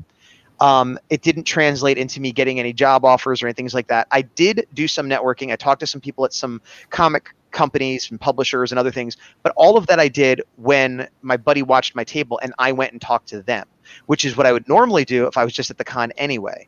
I went and did some stuff for my other channel, for my Action Activate show, to see the Power Rangers, but I didn't have to have a table. That's because I knew certain people and I was able to get introductions, all of which had nothing to do with me having a table there. So all of my networking I could have done just being at the show. So I did as much or less networking as I normally would do when I go there. And yeah, it was very disheartening too, because at a normal show, I don't make any money. I go home, whatever. But again, I was exhausted because these were really long days, and it's Disneyland is all around me. And not only was I not making money, but I was missing out on the fun everybody else was having, which made it doubly depressing. Because if you're at a small show, you could usually walk around and kind of see the whole thing in an hour. And you don't really feel like you missed out on much, you know? But here I am, not really making a lot of money, not making a lot of new fans, and also not going and doing all the fun things around me that I could be doing. So it was like sort of doubly disheartening. But even if I didn't care about all the Disneyland stuff, it was not worth it. And here's the thing that really kept blowing my mind is, I don't know what everyone was doing, but all the people directly around me were doing about as good as me or worse as far as sales. Yeah. So they also had to be losing money. They had to be not making money or potentially losing money. And I talked to some of them, and this was like their second or third year. And they're like, yeah, we haven't made any money yet. And it's like, that blew my mind that I'm like, why do you keep coming back? And they're like, oh, well, we have this book and we're hoping to get a movie deal, or we're hoping Random House picks it up, or they have ideas that might be true. I don't know that end of the business well enough, but their thought is I have to have my book here so that somebody in a different industry or a bigger industry could find it, and I'll kind of get discovered or networked or whatever. And good for them, but that I didn't have those hopes or aspirations. I mean, like if that happens, great, but that's like being hit by lightning. That wasn't worth going to hope some agent saw it and decided to make a movie, So it's tough because I want to be like, hey, it's different for everybody. Do what you want. But if anybody asks me, should I go and do Comic-Con small press? I feel like absolutely not. I'm sure there are people that somehow figured out a way to make money. Yeah, and that's true too. That's my wife. And she usually goes with me, but she was too pregnant to want to sit there for 5 days, understandably.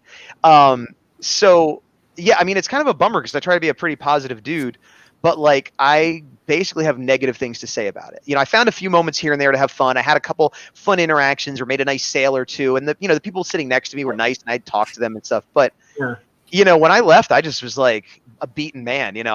I wheeled my hand truck in the hot sun through the crowds for 20 minutes and was like, let's get the F out of here.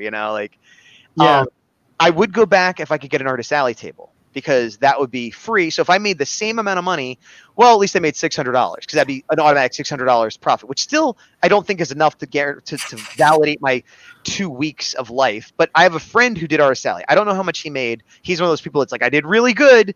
It's like, well, I don't know what that means. But I know that he had an Artist Alley table, and he has family down there. So he didn't have to pay for a hotel, and he didn't have to pay for a table. So he only had to drive down there. So let's say he did as badly as I did and only made $1,600. He would have made profit of like $1,400, $1,500 if he was an Artist Alley with a family to stay with. So there are ways you could make money, but if you're coming from out of town and you're just in the small press area and you don't have a big following to begin with, good luck. I don't recommend it. I do not recommend it. I almost wonder, and I'm not going to do this because as we're talking about, it's a lot of money to drop, but I do wonder if I had bit the bullet and spent like $2,000 and gotten like a table and been, in the middle of things. Cause I wasn't near Artist Alley. I wasn't near the other publishers. We're like in the middle of nowhere. You know what I mean? Like, and I wonder if I had spent $2,000, would I have made $5,000? And then now I don't know, but I didn't want to take that chance, and the other thing I'll say is where Artist Alley is its own little I keep saying Artist Alley, where small press is its own little box. And everybody knows Artist Alley is at the one end of the building. and it's like all the artists. And at the other end of the building is all the video games, and everything else is in between. So it's easy. Where's Artist Alley? It's all the way down there. Where's Small Press? Well, it's kind of in the middle, off to one side. It's sort of near the snack bar and one of the bathrooms, but there's like 5 bathrooms. They still haven't moved it, huh? No, and here's the thing. They told me I'm L11, table L11, which is I put on all my social media going into it. But I'm row 1500, which I didn't know till I was there. So I told everybody L11. People I knew that were looking for me couldn't find me. And eventually I started saying it's row 1500, table L11. And they'd be like, well, I'm in 1500, but what table is it? Because the table numbers all get covered up when people put tablecloths over them. They're not on the floor or anything. So it's meaningless. Even people that were looking for me that I told them my number couldn't find it. Yeah. So it's not very well positioned. I think it should be near Artist Alley or near the bigger publishers or something connected to it. But we're sort of in between like a snack bar and like people selling, packaged toys, and like it just doesn't fit where it is, So yeah. Yeah, I mean, I think there are so many things. I mean, I definitely think there are some rare cases where people really clean up. And I think as Gaz, as you were saying, like I think a lot of the time it is people who already have following.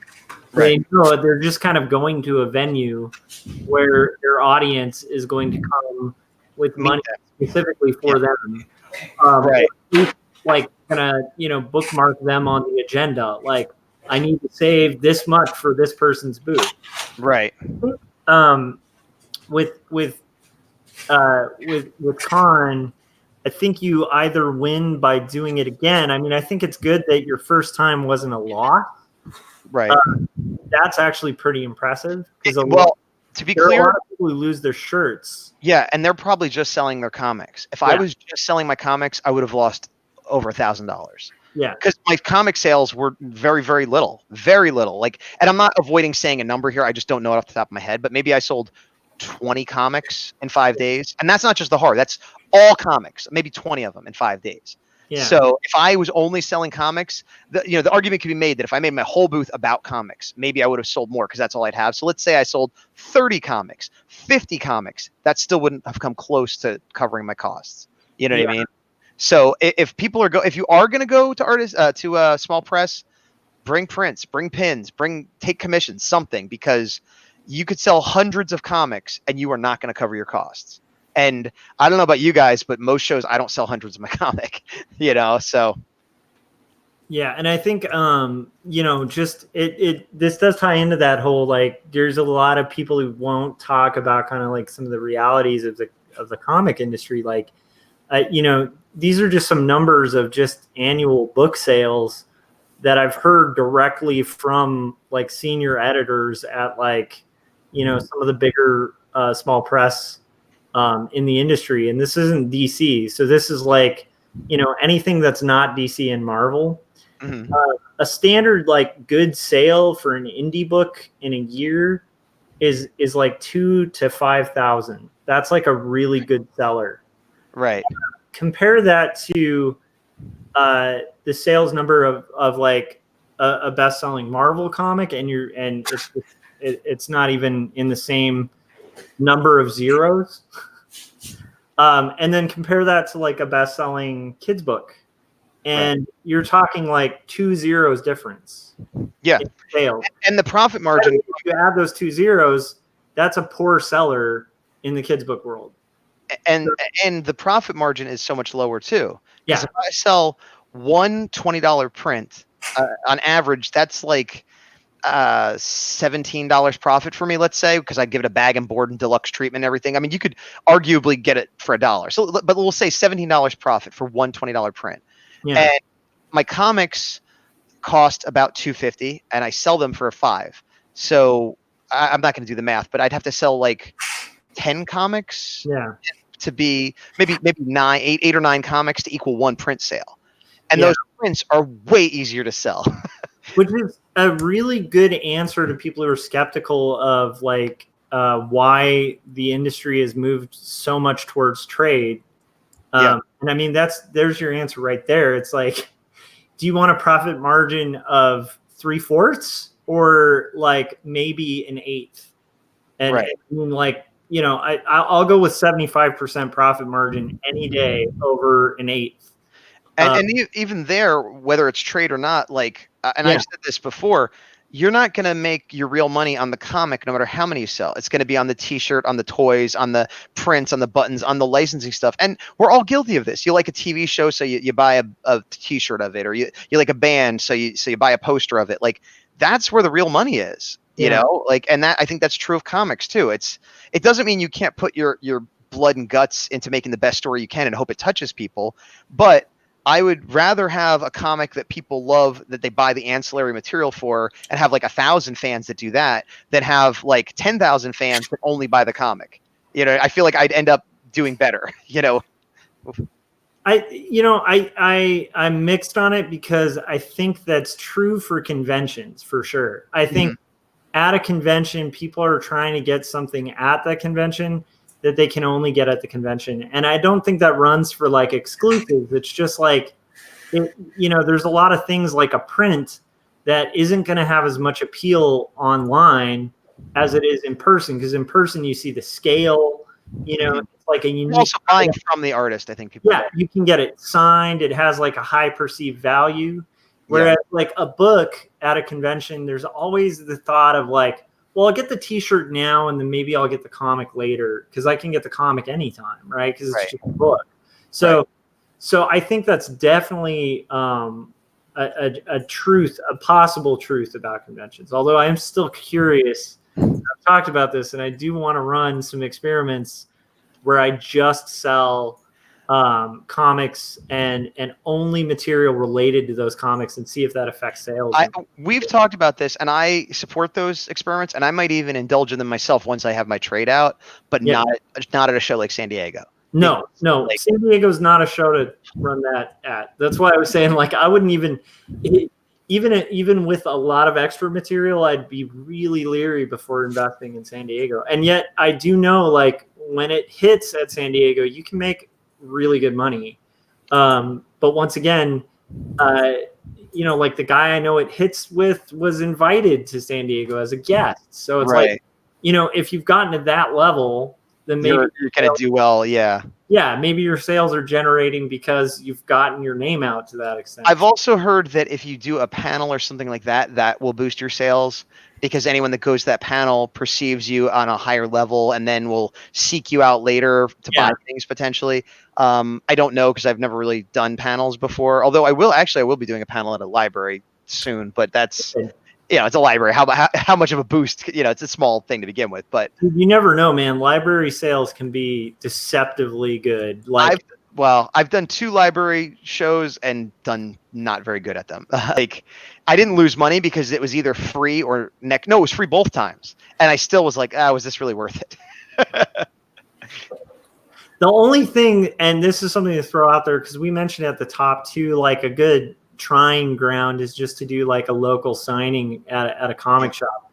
And one mistake, and I'm sure you guys would agree with this, to not make is to assume that the comic store is going to promote that to an extent that's going to draw you profit. Like, like this is kind of the same mistake a lot of people make when they get a publisher, where it's like you get a publisher, so you assume they're just going to do all that promotion work for you, and then your book sales are like non-existent, and you're like, well, I need to do signings. And most publishers, unless you're that unique one person, are going to be like, great, book some signings. Right. Like, we need some promotion. Great, do some promotion. Like, so. Agreed. But although it does depend. It does depend, because like I know my local comic book store, they're really, I'm pretty tight with them, and they do promote people and they get people in the door. We usually do pretty well. Everyone does pretty well anytime I do a signing there. So. But you don't want to count on that. That certainly can happen. If you're counting on it, you could be let down. And also, going back to my San Diego Comic-Con thing, about a week or so before going, I did a podcast, Fanboy Planet, which is, not a tiny podcast, and they mostly cover mainstream stuff like Comic-Con, and then they do interviews with like the celebrities, and like they're a real well, not to say other podcasts aren't, but I mean, they have juice, you know what I mean? Yeah. And I sat in on their whole show. They talked about me, my comic, where my booth was going to be, the fact that I have an exclusive. And then we reviewed comics and talked about Power Rangers and whatever else. And on top of that, I was promoting through videos and Instagram and every social media I had for weeks and months leading up to it. Yeah. While I was there, I was taking pictures of statues and putting my art up and posting constantly, telling where I was. None of that seemed to make much difference. Yeah. None of it. So, but I wasn't being lazy. I was doing it. I was working it. Oh yeah. And, so I don't know. It again comes back to like, I feel like if I had a following going in, then they would, oh, he's here, let's go see. But I don't know. Yeah, it's a tough one to know too. And then like, is it worth the gamble of going, well, does that go better on your second try? Right. It's like, that's a huge investment to make on a, but like the other thing that I wonder is if you hadn't done all that promotion, maybe that would have affected sales because you did at minimum break even. Right. That I would have done even worse. It's possible. It's definitely possible, but that's depressing to think that by doing all that work, I just barely, broke even / made a tiny profit. I was looking at the chat. Dream Syndicate Artdell said they could literally make any of that possibly happen online, but that was a while ago. I don't know. What were they talking about? That's Ryan. He was referring to the person that said, when you were saying that people go to the convention specifically to try to get noticed by a media company that wants to option their book, something like that. Yeah, agreed. Yeah, and then TJ Dupree was saying many of the people I know who go to cons seem to be super fans who spend their disposable income on indie art. And I'd say you have good friends, and that's not all the people who go to San Diego. I agree. San Diego is a unique beast in the sense that, it's been criticized by cartoonists for years that it's gone so much into popular culture that like Jack Kirby could walk through, rise from the dead, walk through and say he was doing a signing, and he'd have a shorter line than like the star from the Marvel movie that was based on his work, and that's kind of unfortunately seems like a trend on most conventions. I don't know if you guys would disagree, but it does seem like there. I think that's true, but misleading. Yeah. I was talking about this today with somebody. I think it was Mike Emmerich offline, and it was Dave Hinckley. But it is true, but misleading in that I would say more than half the people there don't really know comics and just know a Marvel movie or know The Big Bang Theory or just, hey, I heard this crazy cosplay. I just decided to go to this big thing. Yeah. And treat it like Mardi Gras or the Super Bowl. It's just an event. Let's just go. And maybe they know some of the stuff. Maybe they don't. I don't get upset about that. Because anybody that wants to have fun, however they want to have fun, good for them. And more people in the building, even if they don't care about comics, never heard of me, they might wander by, they might see something they like, I might make a convert. But more than that, there are still comic book fans in the building. There are still comic book creators. There are still good panels. I talk about this all the time. Like I've gone to panels where I just walked right in and there's Jim Lee drawing 10 feet in front of me. I went to panels to see J. Michael Straczynski talk about the difference between writing for television and comics. And like, they're not empty. Yeah. But you can get in them because the big masses are going to see Twilight. Great. I could see Burke Breath talk about Bloom County and it interacts with Bill Watterson. That's great. It's still there. It didn't go away. It hasn't gone anywhere. Yeah. And if you care about it, you can still see it easier than the other stuff. So I don't really know what the complaint is, to be honest. Yeah. It's like there's more, but it's extra. It's not replacing.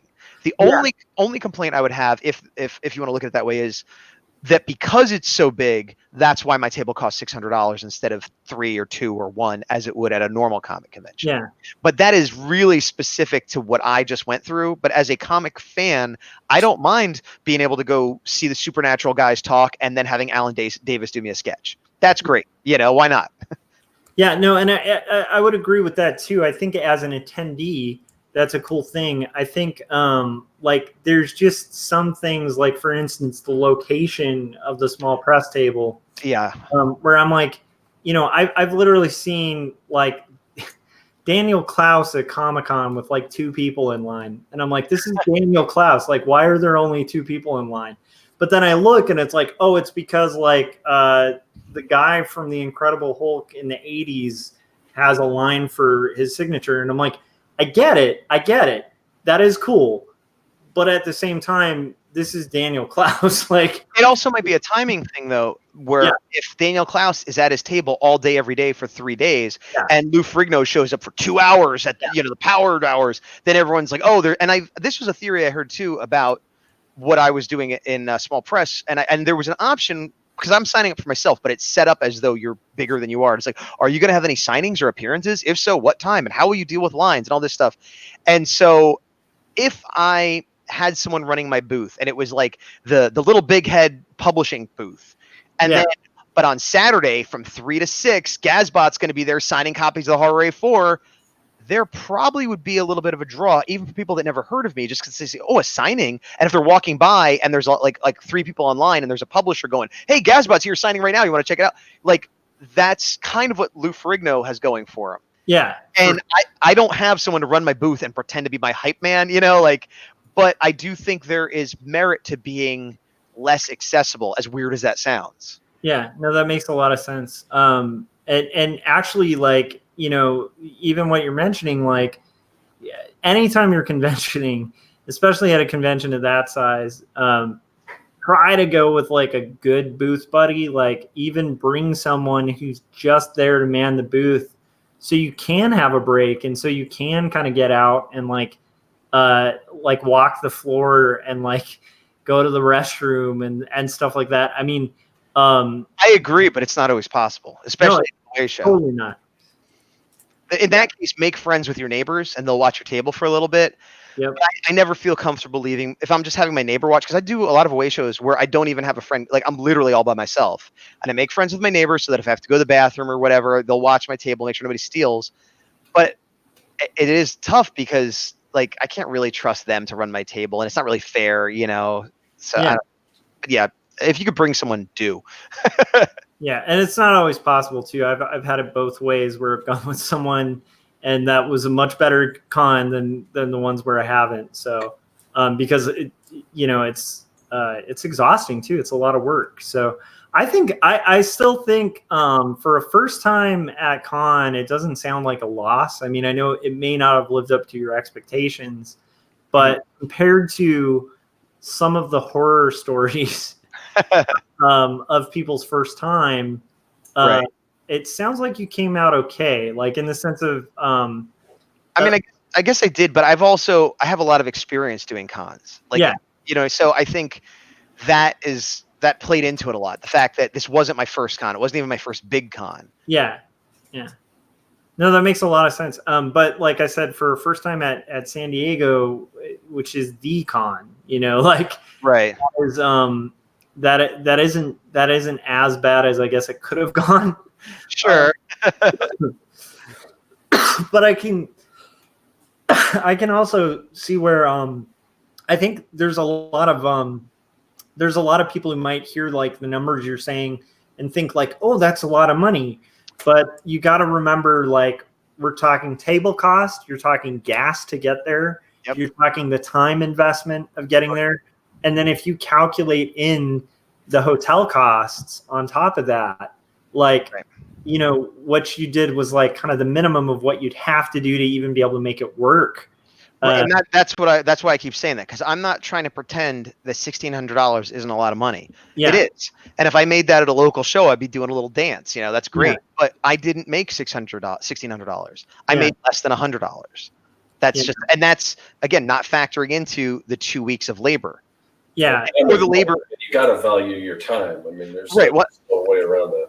And that goes back to what Scott was saying, where he was deciding not to do a show because it wasn't worth the time investment. And so, not even counting the time, I made no money. I sold $1,600 worth of stuff, but I made no profit. Yeah. And I call it a loss because 2 weeks of effort and life are gone. Yeah. For relatively little to show for it.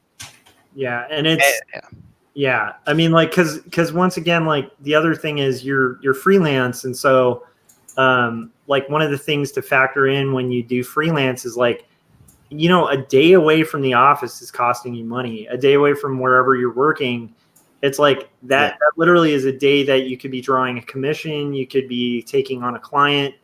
And so like to spend 2 weeks for $100 is like, also there's the loss of, you know, like what could have potentially been made like during that time too. So I feel it. I feel what you're saying, because it's like, on one hand, it's like that's not bad sales for a convention, Right. but for the investment and the time, I'm pretty torn between, because it's just been so long. But I tend to be kind of in agreement with you guys. I'm kind of a big proponent of the idea of, you know, looking into, and maybe we can all like troubleshoot this at some point in the future, looking into other venues and other avenues, like doing live music shows at bars. Like, I know Ox does that a lot. Well, this is a very personal thing though, because I would hate that, because I hate bars. Yeah. So I wouldn't want to be that environment. Even, I mean, if I was desperate for money, yeah, you do what you got to do. What you got to do. But like, I don't want to spend time in bars. You know what I mean? no, But I do want to address something Ox is talking about. He's saying, he might just be kidding, but he's saying $150 parking pass, bringing his van and sleeping in it rather than getting a hotel room. That might be a joke, but as Arazuki says, like, you are going to be exhausted. I mean, 3 10-hour days, an 8-hour day, and a 5-hour day on your feet talking, you're going to want a bed. And yeah, there's Arazuki.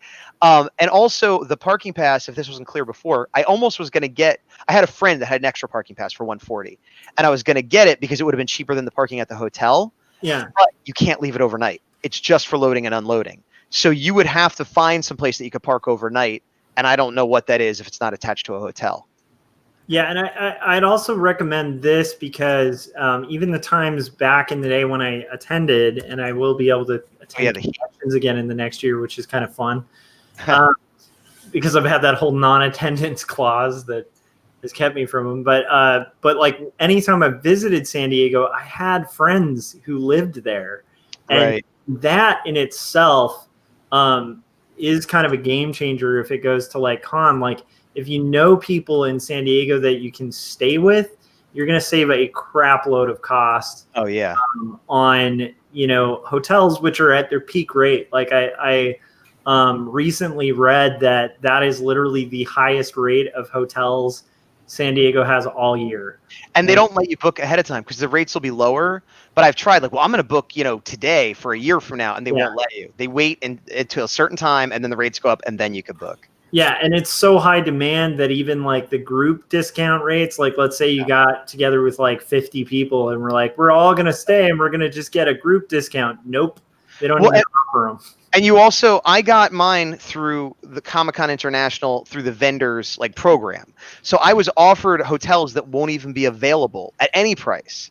Yeah. And I still got, and I split it with 3 people and it was still $650. You know what I mean? Like there's no cheap way to do it unless you're really far out of town. And yeah. So like if you guys are considering boothing at con, like, you know, really brush up with those contacts, you know, in San Diego. Yes. There, you know, you got anybody going to San Diego State? Like, see if they have room in their apartment. Because honestly, also, I don't know if we've gotten into that. Like, I'm sure your room was probably not too bad.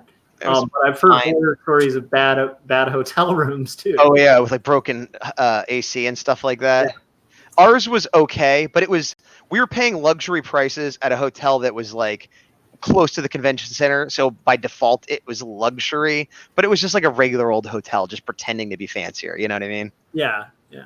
That's well, I don't know. I'm mixed. I mean, I'm stoked you didn't. I'm stoked you made table. I mean, yeah. Oh, me too. For a while, I was afraid I wouldn't. Yeah, for a first time at a con, that's a feat in its own. But I definitely get where you and Scott are coming from. So Scott, are you sold on it? Or are you gonna invest and do San Diego Comic-Con? No. Actually, I had been given the advice to try to get into small press, and after hearing, because you hear these things, well, it's just sheer numbers. I mean, even if no matter what, you're going to do okay because the sheer amount of people. But that's what I thought. But it sounds like that's not the case in small press. That people just aren't there. It's not universally to reflect what a regular con is, that doesn't seem worth it at all. Well, No, like for you, Scott, I mean, I understand it's a money like gamble and investment, but especially for the type of setup you have, if you could swing a couple $1,000s, you would be better served getting a booth. Oh yeah. You could set it up crazy. I think people would go there, but I'm not going to tell you to do that because I don't want you to gamble and lose and blame me. There's probably like a 10-year waiting list to get a booth. So maybe not. I mean, if you're willing to drop the money, I think it's a little bit easier. Yeah, I don't know. If I'm going to drop that kind of money, I'd rather drop it on like a science trade show, because that's the thing. I'm looking into these trade shows, and I think I could just clean up there because there's not going to be anyone else doing that. It's going to be totally my crowd, the same people that just go nuts over my stuff at a con, which are few and far between, but that's all that's going to be there if I go to like a science teacher convention. The only problem is those people are catering towards like big science educator companies and things like that. So a booth cost is like usually around a couple grand. Right. So, but if it's like to your specific niche, it can still work out. Because like I've been doing more and more specialty cons for my fan art more than my comics, specifically Godzilla and Power Rangers, because I do a lot of fan art of both those. And I can fly to Chicago or Florida or Texas and make more money profit than I did driving down to San Diego. Yeah. Because it's my niche, like what you're saying, and I'm not competing with all this other stuff. So the table's cheaper, the hotel's cheaper, and I make more money. Yeah. And so it's worth flying out there, even though you would think it makes no sense, but I cover all my costs and come home with more profit. And at those shows, I'm more likely to pick up fans that will follow me afterwards rather than the random people I'm just handing cards to as they walk by that don't care at all about what I'm doing. Yeah, and I am curious, like we'll have to like I'm kind of curious to like touch base with you in like 2 or 3 months, maybe even half a year, and see if it was worthwhile, because the one thing that has happened for me in conventions that's always been surprising. I remember my first convention was a loss, but then I ended up closing like a freelance gig that paid for like a year of my life, right, from that con. And so like there are some like side benefits that might be hard to analyze right now that might happen with like a postcard or a pin. And so I'm kind of curious to see how that pans out. I mean, I hope something like that happens. That'd be awesome. Who knows, but and I'm not, and I definitely wouldn't say that will happen, because that's a gamble, but that is a byproduct of a convention of that scale. Certainly. That I've definitely heard stories of. But once again, it's like, you can't rely on stories for those kind of things. So like, to me, I'm really fascinated, and like kind of with the idea of the alternative things. Another thing to consider, and this is for anybody in the I guess Ox says he's boycotting it. San Diego, just don't booth there. Yeah. But or, unless you can get an Artist Alley table, then give it. Yeah, I would like to go back. I haven't been there since like the 90s, late 90s or something. And I would like to go back there just to kind of experience it. Yeah, I have a whole not as an exhibitor. Yeah, I have a mix on that, because I hate crowds, and so like I have this mix of like I love geekdom and I love the celebration of all things geeky, and yet I just do not do good in spaces where I can't like breathe. And well, where you would like to be is small press. Yeah, well, that's true. Small press is pretty, but like, I mean, touching on that, like, I've been there, and like one of my favorite small press publishers and one of the bigger ones is Fantagraphics, and yet it's like crickets around there quite often, and that's a publisher who's carrying multiple people who are massive illustrators, and so like if they're kind of seeing crickets right turn out, you got to kind of wonder like how much it's worthwhile for the indie guy, but I do think the idea of like alternative venues is an interesting thing, and another thing to consider too is like, hey, if you're going to drop like a couple $1,000 to go to San Diego Comic-Con, what happens to your website if you drop a couple $1,000 on ads. I mean, like, Right. you got to kind of wonder, like, I mean, this is something we always harp on, but it's like, if we're a business as artists, like, is that the best use of our resources? Because you do wonder, would you get more traction just dropping $2,000 on like Facebook and spending 2 weeks creating new work instead of doing all the other stuff? Yeah, that's a tough one, man. But I am curious because I do think there might be benefits from it that you aren't. I hope so. That would be awesome. I would love to be here in a few months and be like, I was wrong, everybody. Look at this fat contract I got.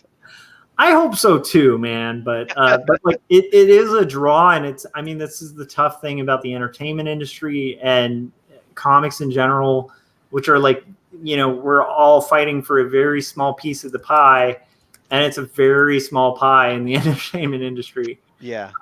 And so, because even when it comes to what we create, like Gaz was saying, it's like a lot of the big money in comics is in licensing and merchandising. And then if you are the luck of the draw and it turns into a film or something, and then there's that rare exception, but yeah, I still would like to go, and I'm glad you did it. I'm glad I did it, because it's like, if I didn't do it, I'd always wonder and always want to. And I doubt I will do it again. I'm going to say 99% I won't. I'll never say never, because, life. But I probably won't ever do it again, but I'm very glad I did it. And I'm glad I did it the way I did, because I didn't half-ass it. Yeah. I did it. I prepped. I got ready. I advertised. I did the exclusive. I did everything as right as I know how to do it. Now, there might have been things I could have done better, but I certainly wasn't lazy. Yeah. And I still did not do well. And it's like, well, I did it as good as I possibly could, and it wasn't worth it. I can walk away and feel okay about it, not thinking I left an opportunity untested or something. Yeah, and it's not like you were, like coming off the street with like no art to present. Like, you had a lot of good product and a lot of good books and a lot of good prints and things to offer that move well. You've done the diligence of like trying other cons and stuff too. So and that's one of the things that really helped me, because it was a little bit depressing at times, but I kept reminding myself, hey man, I've done conventions where I've come home and done really well, and I've done a lot where I do pretty good, and like more often than not, it's worth my time.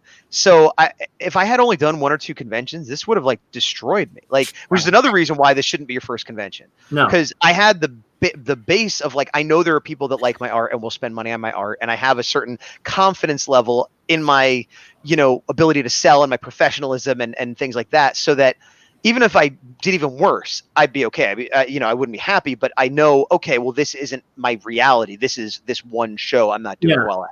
And so that's fine. But if I had only ever done 1 or 2 shows and then I did this, I'd be like, I'm terrible. Everyone hates me. I'll never make, like it would really mess with my head. Yeah. And I think that's a huge thing, because I think that it's something for people to be aware of. Like, if you do a con and you don't like sweep up and like break table, you're probably joining the majority of the attendees and people boothing at that con. Oh yeah. The first couple of years I did cons, I would usually lose money or barely break even. After doing it for a long enough time, I usually make some money, but I spent a year or 2 not really making anything. I think that's normal. Yeah. Yeah. And I think that is a shame that there aren't more creators who are kind of open about that reality, because I think that's really hard on a new creator. Yep. There's with the expectation, it's like a store signing. Like, if you're a store that does the due diligence, good. If not, and you do your first store signing and you have like 3 people come by, that's not all that abnormal. Yeah, even for big names. I did a signing with Derek Robertson, if you know who he is. He was the artist on The Boys, I believe, which is a TV show now. But he's done Wolverine. He did Transmet. He's done a lot of stuff. And it was busier than if I was by myself. But it wasn't. Most of the time, we didn't have lines. We had time to chat quite a bit. You know what I mean? And this is a guy who's worked for all the major companies and is like a known guy since the 90s. So, again, I wish he was doing better. But seeing him, I'm like, okay, well, that makes me feel better, kind of, which is crappy to say, but seeing someone who objectively is more successful and popular and talented than me doing barely better than me at a signing, I'm like, okay, all right, like that's fine. I feel like there's a lot of chat that we have not been paying attention. I wanted to call out. I don't know if we could do like a real quick go through those because I know we're almost at like the 2-hour mark. Oh wow, yeah. So let's hit the chats and then wrap it up. So Charles was saying, are attendees allowed to promote, like passing out postcards, for example? Is that frowned upon? I don't know what the official rule is. I've seen people do it. I don't think people like it very much. I don't know if there's a rule. If you are literally handing a card out to everybody that walks by, somebody might say something to you. If you go to a few tables and go, hey, I'm a publisher, or hey, I have a con coming up, that's usually okay. Again, I don't know what the official rules are. I'm just saying what I've observed. But I do know that there's a freebie table. This is the one spot I messed up when I said I did everything right. The one spot I didn't do correctly was there's a freebie table.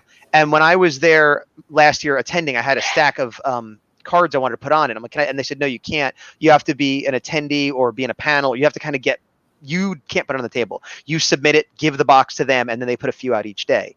And I was too late to do that because as someone with a table, I was able to do that. But I didn't realize the deadlines and the procedure was so complicated. So I slept on it. And by the time I figured it out, it was too late. So that's the one thing I did wrong. But again, if you just have a couple cards you want to give out, again, if you're an artist that wants to give them out to publishers or other artists, that's probably fine. But if you're like, I have a business and I'm going to camp in the lobby and give everybody my card, that's probably not cool, Yeah, and then like you are able to have like postcards and stuff to hand out if people come to your booth, right? Oh, as an exhibitor, yeah, I gave postcards to everybody. I had two. I had one for my art and one for my Power Rangers show. And everybody got one for the art. And if they had a Power Ranger shirt or Power Rangers art, gave me the indication that they might like Power Rangers, then they got two. Nice. Yeah. And that's the part that just to touch on that's probably the part that I'm kind of curious to see, like if that bears fruit, because that can be like that unseen byproduct of doing on like that. So cool. Let's see. There's one above it. How many extra passes were you able to get with your table? One for sure for free. I think I might have been able to get two, but I wasn't sure going in. So I got a free pass, obviously. And I was able to buy, two. I got two. Oh, wait, hold on. I'm mixing it up. Okay, here's why I'm getting mixed up. Because I got a professional pass first. And with a professional badge, if you do it soon enough, you can get a free pass. So I got one for me, and I got one for my wife. Since I got, in between me getting that, she got pregnant, decided she didn't want to go, but you can't change them. So unfortunately, that was just wasted. So I got a free one that way. Then when I got my notification that I got the table, I got a different badge to be an exhibitor, but when they sent me my package, I still got my professional badge and my professional. So like I was able to like double dip, not on purpose, but I think that's like, if you're a professional and an exhibitor, you get two. As an exhibitor, I was able to buy a pass for a friend of mine, but he had to pay full price. But like, again, skipping all the stuff and just give me the money, you got the pass. My other friend I got in as an exhibitor, like as my table mate. So at least one for free and at least one for pay. I might have been able to get another, but I kind of was just concentrating on what I needed. So it may be more, but at least one free one.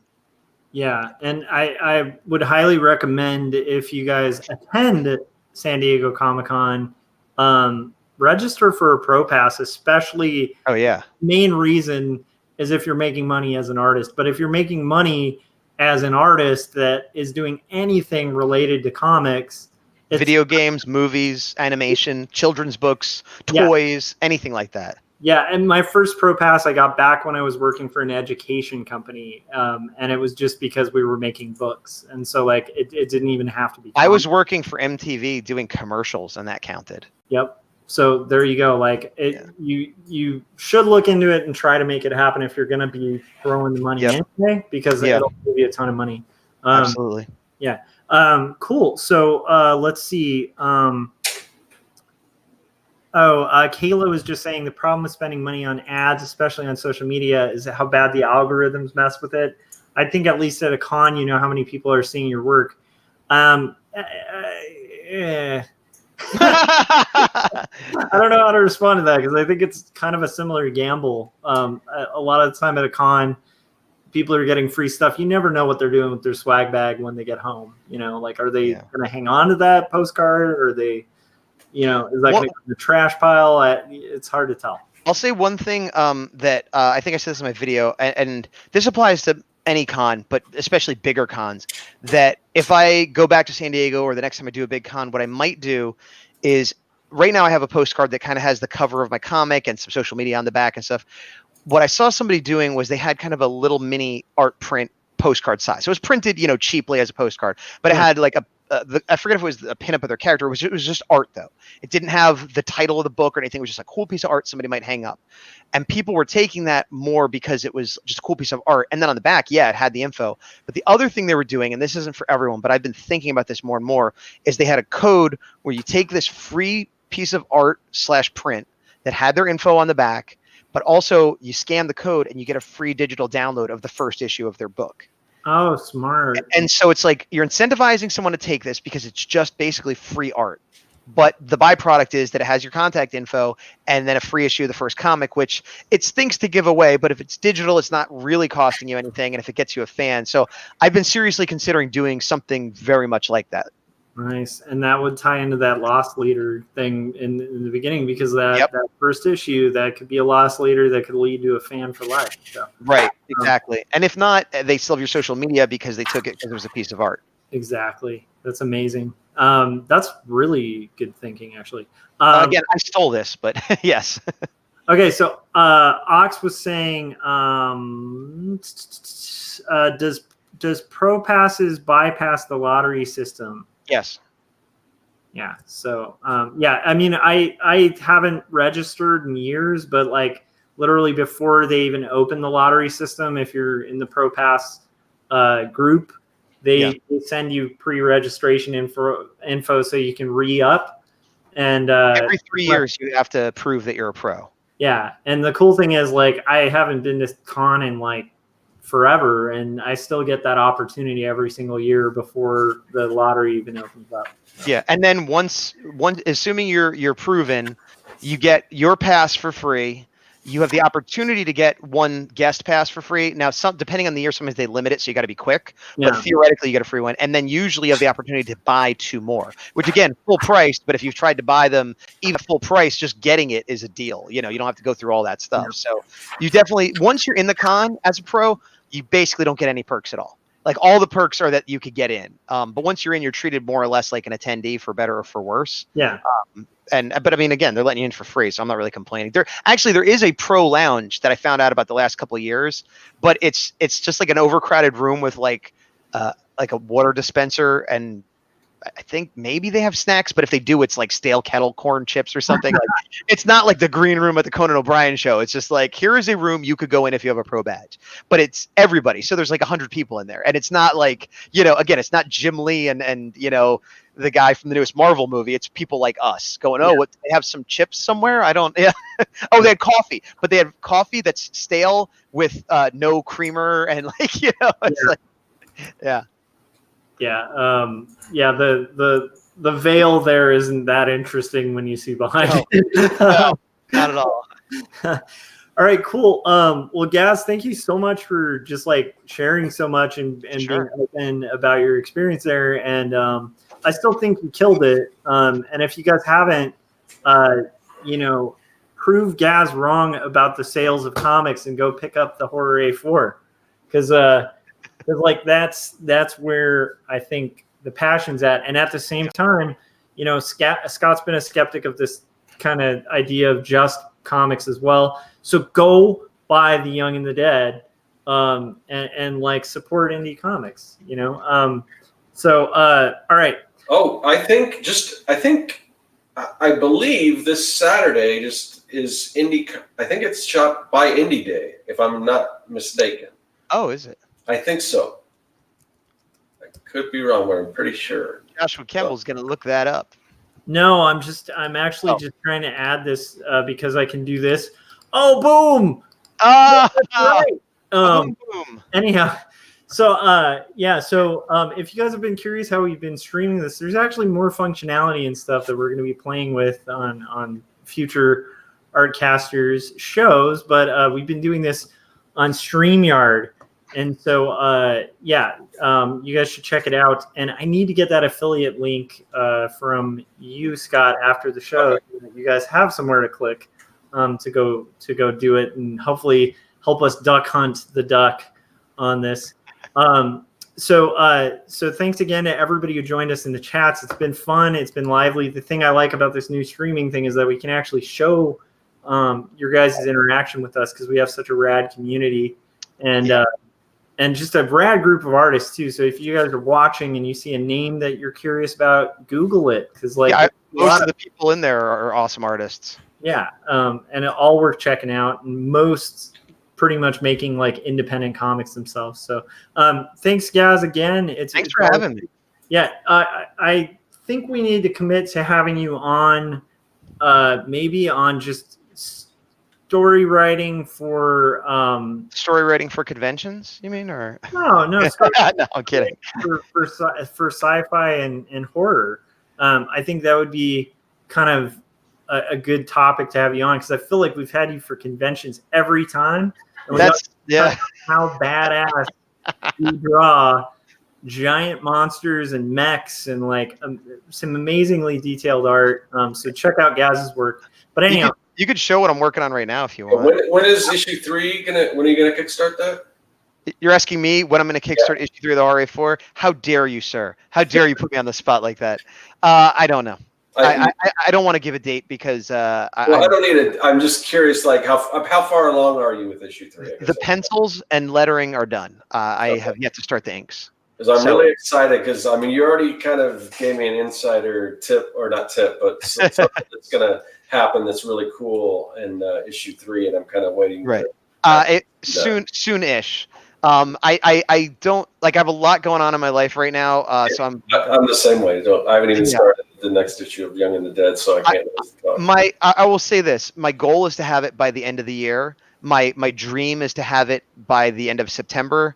My reality is I don't want to commit to anything and let people down.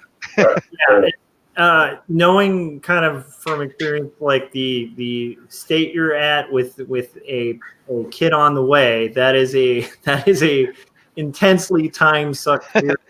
Right. Well, my thought is if I can get it done before the kid comes, great. If not, I have no idea. And so like I am going to actually try to get it done before then, but I don't know if I'll be able to. And if I'm not able to, then I don't even want to guess at the time. That's why I'm being so evasive. Yeah. I gotta show this comment. A lot going on. Whatever could you mean? That is my wife. She's building the baby in her womb. Oh, and then Ox. Ox was asking when my book is coming. So I am like, I'll share. I want you guys to take one last look at this awesome stuff Gaz is working on. Oh. And also I got a comment that's the guitar I weld. So I support Artcasters. that is actually, I referenced the guitar Joe Strummer used to play. Nice. So that is what I based this on. I love it. It's badass. Thank you. And I don't care what hardcore Clash heads say, Train in Vain is still one of their best songs, even though it was a commercial hit.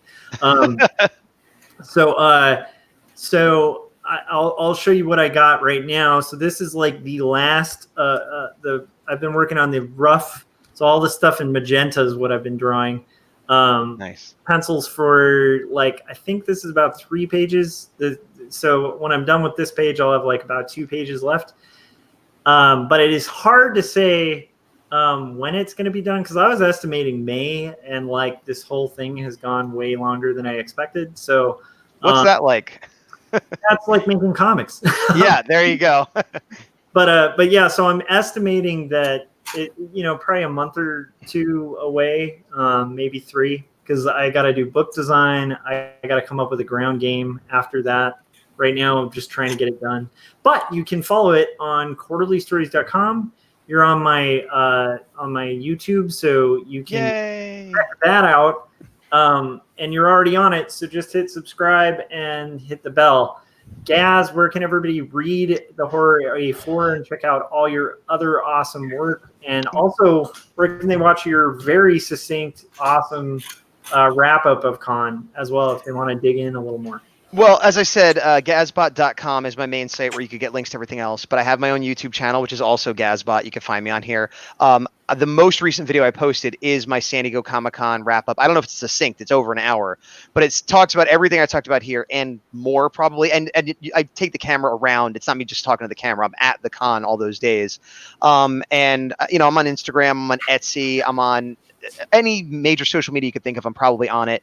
And I have the horror available either print versions through Etsy or contact me directly, but I also have digital versions through Indie Planet and some other one that I forget. But if you look up the Horror 4, if you look up Gazbot, you can find me. The other thing I will say is that I have a couple shows coming up. If you are in my area in San Jose, I'll be doing Silicon Valley Comic Con August 16th, and then August 23rd, I'll be in San Francisco at the Balboa Theater doing Godzilla Fest. I have a few more after that, but those are the two big ones that I have coming up now. Yes. Awesome. All right, so now I'm just going to kind of ask, we're both making comics. Where can we get those assets? And then after you kind of explain where we can get things to make comics with easily and lucratively, Scott, can you also tell us how people can keep track of this crazy beast that is Artcasters that seems to bounce around from channel to channel? Yeah, well, the easiest way to do that is just click on the link in the description of this video, and that will take you to a place where you can sign up for the mailing list, and we don't spam you or anything like that. We just usually let you know about 30 minutes ahead of time what channel we're going to be on, what day, all that good stuff, because sometimes YouTube doesn't alert you to that. So that's where you want to go. Awesome. And other than that, you can find me on the link here, right here at circworks.com, and get the Comic Maker Starter Kit. And I'm also on YouTube at Circworks. And just read that caption below so that I don't have to troll. All right, cool. Thanks again to everybody in the chats, and just I love the Artcasters community, the Hundreds community, and it's just great to see everybody show up and support. So we will see you guys next week, and I believe.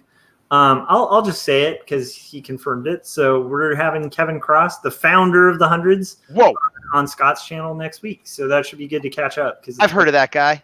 Yeah, he's all right. All right, so we will see you guys then next week, and bye. To the power. Later. Yes. The only thing that stinks about StreamYard is the lag.